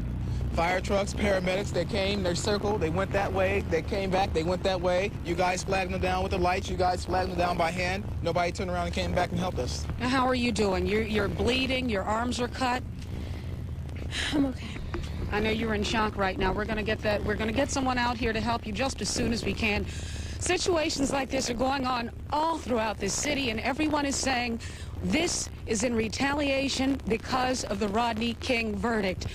Well, folks, if this is retaliation for a verdict that people are not pleased with, you can't help but believe that people are destroying their own communities. On Figueroa and fed them back to Burbank to show you that the streets are pretty much empty, as everyone had asked for, at least in this immediate area. Nearby, the LAPD command post still quite busy. You can see officers on motorcycle, on foot, coming in and out of this area all night long. We spoke with a man, a veteran of the LAPD, who was here in 1965, here in 1992. What do you think the answer is, just manpower? I don't think it's manpower. I think somebody's got to decide that it's got to stop. And the police are here to enforce it. Somebody else is going to have to make that decision to quit. And it's going to have to be the bad guy. Back live at the supermarket, as I said, the National Guard has a heavy presence here. Haven't had a chance to ask them why they need 9 National Guard units at one location. Again, the streets much quieter than they have been throughout the day. Perhaps people heeding the call to stay inside, but again, we're only able to tell you about what we can see in this somewhat limited area. Jess? You have a mixed bag of frustration out there. You have people letting out all of these things that have been pent up in there in the worst way. Putting Band-Aids on cancers. That's right. But we sent troops into Iraq. We didn't finish the job. We dealt with the yellow ribbons. We had the parades. We made the heroes, but yet the people are still suffering. So the increased gap, the growing gap between rich and poor has been part of what the root cause exactly of what has caused this simmering, this long-term simmering. And you're saying that if business people would give jobs to a lot of these youths, some of this problem might have been avoided? If you would recognize and respect that leadership, and I'm going to give you a direct answer. You know how to stop this? How's that? You can set up a meeting with the shot callers in those communities. Top in West Hollywood. Now, I understand we have footage of this incident just in as the cameraman calls a report into police. Let's take a look. Yeah,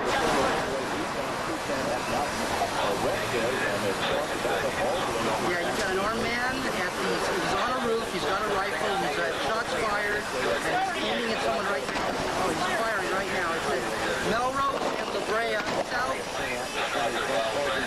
northeast corner. He's on a roof. He's south of Lenjax, on the two-story building south of Lenjax. He's firing right now. South of Lenjax, one building south of Lenjax. All right, you want to approach south on La Brea or east or west on Melrose. Do not approach north on La Brea. Do not approach north on La Brea. That's a blind spot. All right.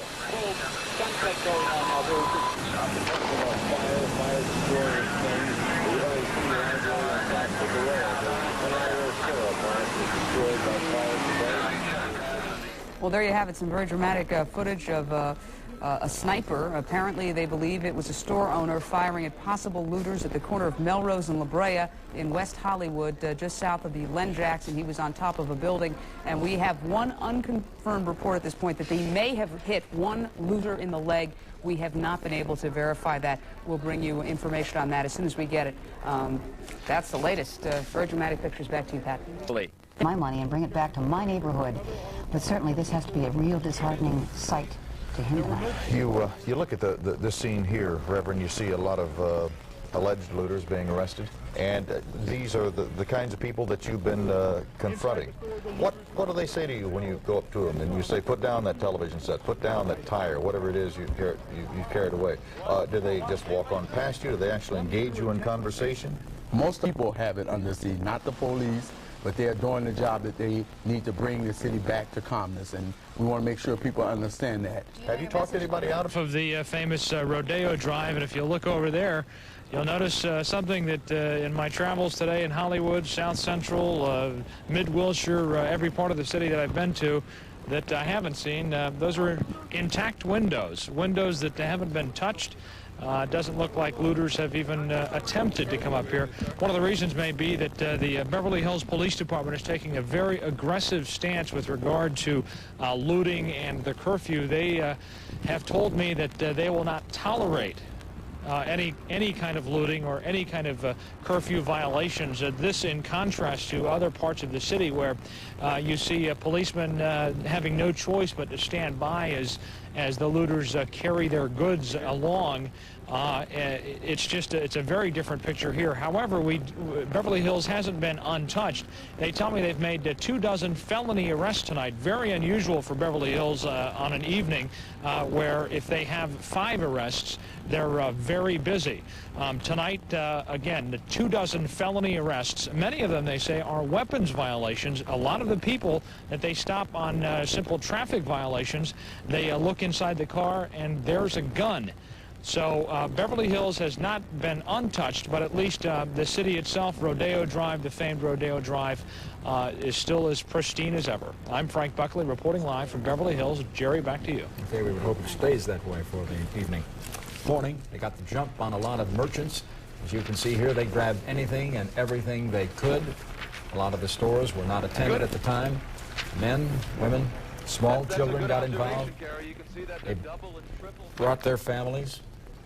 What made it easier was that many of the businesses just didn't open up because they had a pretty good idea what was in store for them. If they did, they wanted no part of this.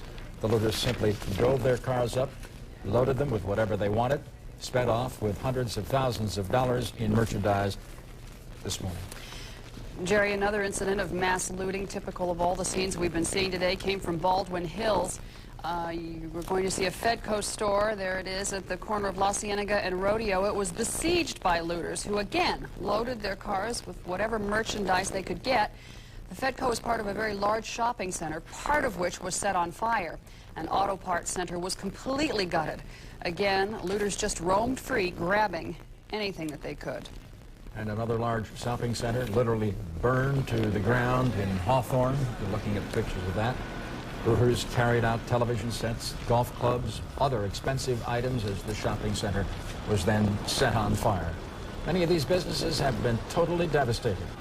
Anybody's guess if and when they'll ever be rebuilt and what those who work there are going to do now that they're out of work. Okay, for perspective on what's going on right now, David Jackson up in Sky 9. He is at this time over South Central L.A. Dave? Looks in pretty bad shape that I saw just there a minute ago. That looks like that might have been someone who was deceased. Might have been a casualty. Yes, because he was laying not in the position, the supine position that they're usually ordered to lay in when they're being handcuffed. Apparently, they were in the white van and were pulled over by police, and obviously they're cuffing this one person here, and we're going to see what they're going to do to the other person who was laying over on this side, and who looked like they might have been somebody. Well, let's see. We'll find out pretty quickly here. Okay, we're going to see. Nope. No, he's moving. He's moving. So he was not injured. He's being cuffed. I think he's being cuffed. Yes. They took the plastic cuffs off, and I guess they're going to put on the metal cuffs. You know, one advantage of deploying Highway Patrol and National Guard, it is freeing LAPD for law enforcement throughout the city. Sure, for police work. For police work, which Yes. they were unable to do prior to the deployment of the National Guard. Approximately 1,000 National Guard troops have been deployed.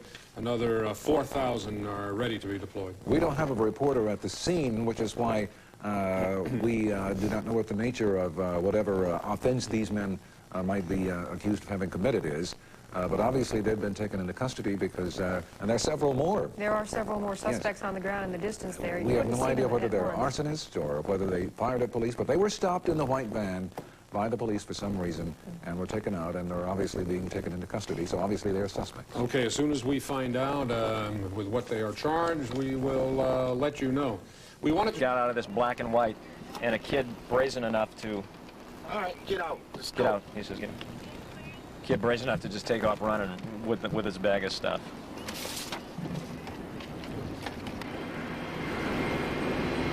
We're going down Sunset Boulevard near Sunset and Argyle, Sunset El Centro, right in that block. And still people driving their cars. Astoundingly enough, seen several cars with you know, young women in their 20s or 30s, well dressed. One in a Beamer, wondering what they're doing down here at 9 o'clock at night, center of Hollywood. You know, just feet away from stores a few hours ago where windows were smashed and looted. Coming down Wilcox, we see flares and a few fire engines flashing their lights. We'll make a right turn at the barricaded street. How you doing? How you doing, guys? All right. We have about 25 engines from Santa Barbara County, Santa Barbara City, Montecito, Kirkland.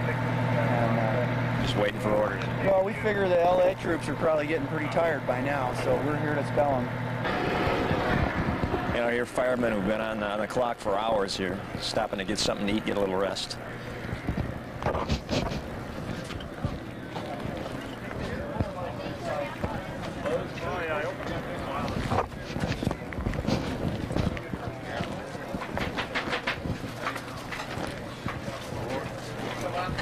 Thank you. How long have you been out here? Since 6 o'clock this morning, and it's just been all day long. It's a shame. I don't know what to say. I've never. I'm only have 3 years on the job, and to experience something like this, I'll probably never ever experience something like this in my career. And Getting tired? You guys very tired. It's the first meal I've had all What are the day. guys talking about? Or is there even time to talk? Not all day. There hasn't really been. I mean, we've just been going from one fire to another. One of our guys is now in the hospital. His whole body, head to toe, was completely cramped up. Just losing. There's so much heat. We wear not only our protective clothing on underneath, but we're wearing protective clothing from possible shootings or stuff like that. So our heat and the sweating, we're just losing fluids and water out of our body, and we're just cramping up, and it's hard to keep it going. But, be careful out there. Well, we will. Chris Blatchford taking us through Hollywood. Picture, and you would think that another looter might be at work with the couch on top of this car that's almost the size of the couch, and it's moving away from that area. And I'm wondering whether or not you've been able to determine whether the people that own the furniture or that store are moving things out for their own. Uh-oh, they've lost it. Whatever it was they had is gone. I think you're right, Jerry. That's there for somebody else. Now there's the police. We've got a spotlight on a police cruiser. There's our big spotlight going after that looter. And you're correct, that was a looter. And he lost the It was a couch that was on top. Hooray for us, for our side. Some good fortune, yes. He didn't manage to get away with that. And you know, one thing, a few minutes ago when we talked to you, David, you mentioned that you saw an apartment complex fully involved. That's another very different item from what we were seeing last night. Last night it seemed strictly commercial buildings. Now tonight we're hearing more and more about residences or apartment buildings involved in the firebombing. That's true, Tony. There have been a few. There haven't been many, but there have been a few. The one we talked about down there on Western and Washington was a total loss. And I really have to say I haven't seen more than half a dozen or so, but last night you're quite correct, there weren't any. Would you say the ones that you've seen tonight were in flames just because they were close to another building that had been set afire, or that these residences were specifically targeted for fire? I might have said so in other cases. The one that we saw down the street here I don't believe was that way. In fact, there were commercial buildings next door to that apartment complex that did not get burned. The apartment complex did get burned, and it seemed to me that somehow the fire was started inside that complex itself. Corey and Tony, that the rioting that started here in Los Angeles has now spread to Las Vegas. We have this wire service report that an angry mob roamed through that city's mainly black west side Thursday night, looting, setting fires, and firing shots. One police officer was reportedly wounded by gunfire, and police have cordoned off that area imposing a curfew just west of the downtown casino area, which is known as the Glitter Gulch. And earlier Thursday, a group of men attacked a bus driver. He was treated as a local hospital. And two other notes for you. Pasadena's quaint Old Town district, 10-block area of fashionable stores and restaurants shut down at 5 p.m. Police reported mounting, looting, and a rash of small fires. 22 arrested. 300 youths reportedly threw rocks and bottles at Pomona police as well. So those are giving you some idea of how we are seeing sporadic violence in areas outside the immediate Los Angeles area. Because this is the pictures that... Sure, okay. This is the stuff that Dave shot this morning, and I think it's representative of a lot of the goings-on early today when there was the, let's call it, carnival atmosphere, if you will. This was in South Central Los Angeles, people in and out of stores. One sign from a protester, but you'll hear a police officer's view of this in a while. Listen carefully. Go in there and find your size, man. Go there and find your size. Go in there and find your size, and a lot of people were taking his advice, apparently. This is before the police moved in on the looting. This is when the police didn't really have a good handle on it because their job primarily, this is 10, 11 in the morning, was escorting the firefighters to the scenes of fires where they were coming under attack. And they decided, anything like this, go right ahead. We're just not going to stop it. We don't have the manpower to do it. Not without perhaps an excessive use of force. We are about to hear a couple of representative comments from people here, pretty typical of the kinds of things that were said today. I tried to educate myself and educate my children so that they would not have to live and go through this. And then I have to look at this and then watch these people teach their children to go into stores and take things and steal. I'm ashamed of my own people. See, because this could have all been prevented if they just went on had the court where it was supposed to, the trial where it was supposed to be, trying to take it way out there in the white folks' neighborhood. But see, this is expected. That man, by the way, said he did not condone the riot, but here was his explanation. But he wished it wasn't in his neighborhood if it was going to happen. He said he was searching all over for a pack of cigarettes and couldn't find a store that was open or that wasn't denuded of goods, like right here. And you can see that the police, at this point, were still standing by and letting things happen. You'll see them. Watch this here. This was on Vermont Avenue, just south of Slauson. And it was across the street from a Newberry's that had been gutted. Newberry's was just like a big egg shell. It was cracked open and burned. Right past the police car. Good morning, everyone. And nothing was done. And that was the posture the police were assuming at this particular time. After a while, once they got in sufficient numbers, the police started herding people away. But even then they knew, once you push somebody away from an area, if you were called to deploy somewhere else, everybody would filter back in and the party would be back in full swing. We saw that over and over. Go ahead, Mark, sorry. No, I was just going to say there's an officer talking about his observations here. This man you're going to see is a lifelong resident of Los Angeles, whose name I believe was Perry Griffin, and he's coming up here. The people aren't really, I haven't heard anything yell out anything about Rodney King as of this point. It's just people taking advantage of the situation right now. It's just opportunists. Now, once we got into the afternoon, the posture of the police definitely changed. By now you had the highway patrol escorting the fire trucks, you had sheriff's deputies on the scene, so the police could go after some of the looters, and this was a very hairy and delicate situation on Martin Luther King Boulevard near Western Avenue, where at gunpoint the police confronted people who were suspected looters and had others down the alley and had a rather large crowd building on Martin Luther King just to the right of where the picture frame is right now. But the crowd didn't attack the police. They didn't. There was a lot of jeering, but the officers in this instance, one in particular, was very nervous. And, you know, you get nervous people with guns drawn. It was nerve-wracking, and we were finally told to get out, and we took this bit of advice, definitely. Sheriff's deputies, I mentioned they were on the scene. This is right by the Coliseum. This is kind of right by where Murray's Tickets is, if you know that, on Martin Luther King, just a little bit to the west of Murray's Tickets, and now the sheriff's deputies are arresting people they were looting, suspected of looting. How'd this fella get all that blood on him? I don't know. I can't tell you. I don't know whether he did it going through broken glass or whether he was hit by a baton. I just simply don't know. Finally, about 4 o'clock, the National Guard. This is again about the same location, Martin Luther King in Vermont. And people had said, where's the guard? And you know about the ammunition snafu. Linda Breakstone was telling you about that there wasn't sufficient ammunition brought down here to deploy the guard. Just listen in the background. That's the soundtrack for today. Yep, it sure is. We were watching 2 suspected looters being arrested when suddenly at least 3 shots were fired. I looked up to see a man in a van with a revolver firing in my direction. People were shouting, "Get down!" Cameraman Tony Butita and I jumped a 3-foot wall in the mini-mall where we were. Believe me, I kept my head down. He's right there! He's right there! He's right there in the van. Several officers were there almost immediately. Guns drawn, they moved down the wall.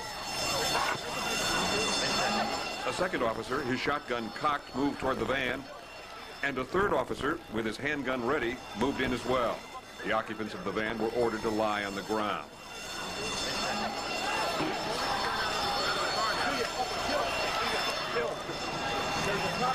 The cops moved in carefully. They thought another suspect was inside the van. That turned out not to be true.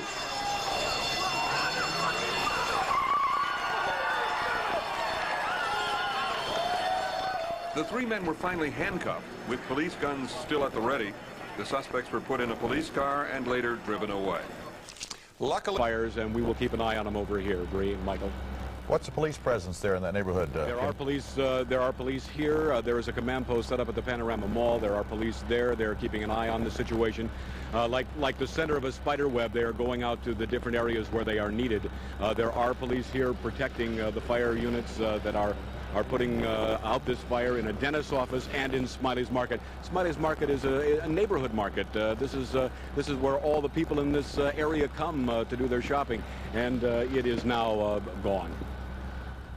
Okay. All right. Get some more information and check back with us, okay, Kim? Live here, and you can see that there's one officer with his rifle pointed up at a roof, and I'm not sure what he sees. I don't really want to stick around the corner too much, but he's just securing the area. There are people on roofs here, some onlookers and some snipers, and they really are worried about some people taking pot shots. And of course, you've heard it in various parts of the city tonight with other reporters, and we've heard it on our beat tonight. People are taking pot shots at anything and everything. Joe, thanks for that. 2 television sets. Do they come back and get them? Yep. Somebody else does. Somebody else does with a VCR in one hand and picks up the TV with the other. Right now.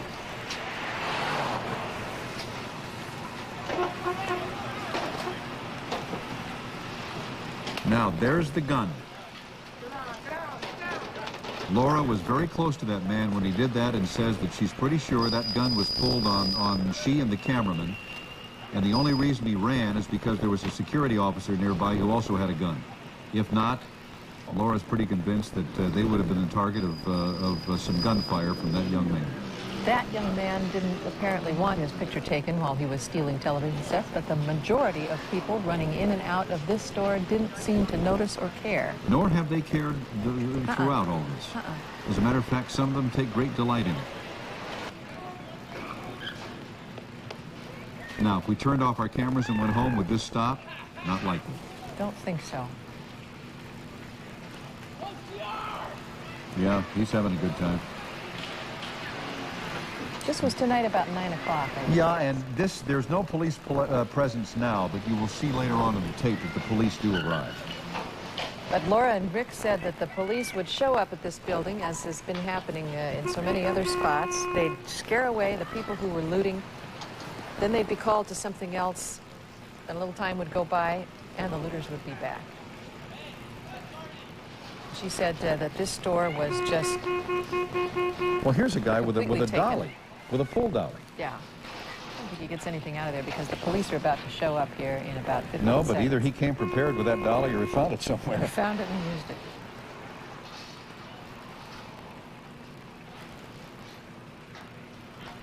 What's that, fire extinguisher? Yeah. Well, maybe that'll come in good use. Now, why is he running? Because here come the cops.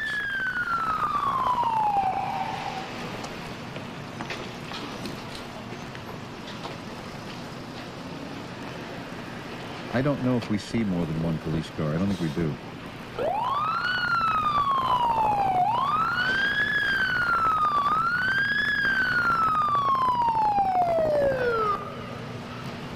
This has been happening tonight in the Hollywood neighborhood.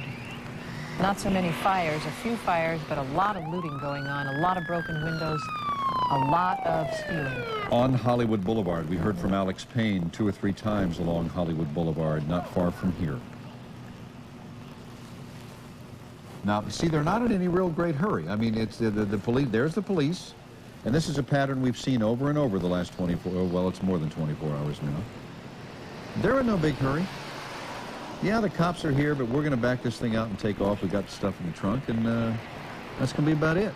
Now, for so long a time, there was nobody looting, being arrested too much. They just seemed to figure that they were going to let them take it, and as long as no lives were being threatened or property being Yeah, let me really just talk over destroyed, that so you didn't hear it, maybe. Huh?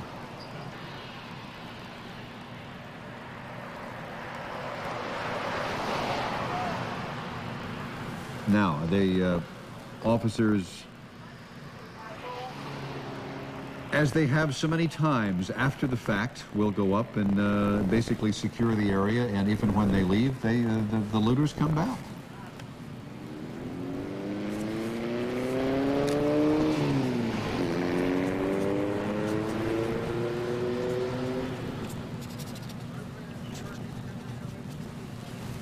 And that's the way this one ends, pretty much, with the police there restoring order for the moment. We asked Laura if she wanted to get back out among them, and she said that she didn't think so. She hadn't come that close to being shot before. Laura was about as shook up as I've seen Laura be. Rick Romero, now here they are, guns drawn, apparently thinking there's somebody else in there. Rick Romero went back outside to cover another location. But it's a different story. When you see people running in and taking things, that's one thing. But when they pull out a gun as they're leaving the building, that's a different picture. It's to control this, but not to end it. They don't represent the people no more. What they represent doesn't really exist. Law and order are gone. Officer Annette Litzinger dove into a pile of glass to avoid gunfire. We had a van shooting at the crowd, and as that occurred, we all dove for cover in the store. As you can see, there's a lot of broken glass and got cut up.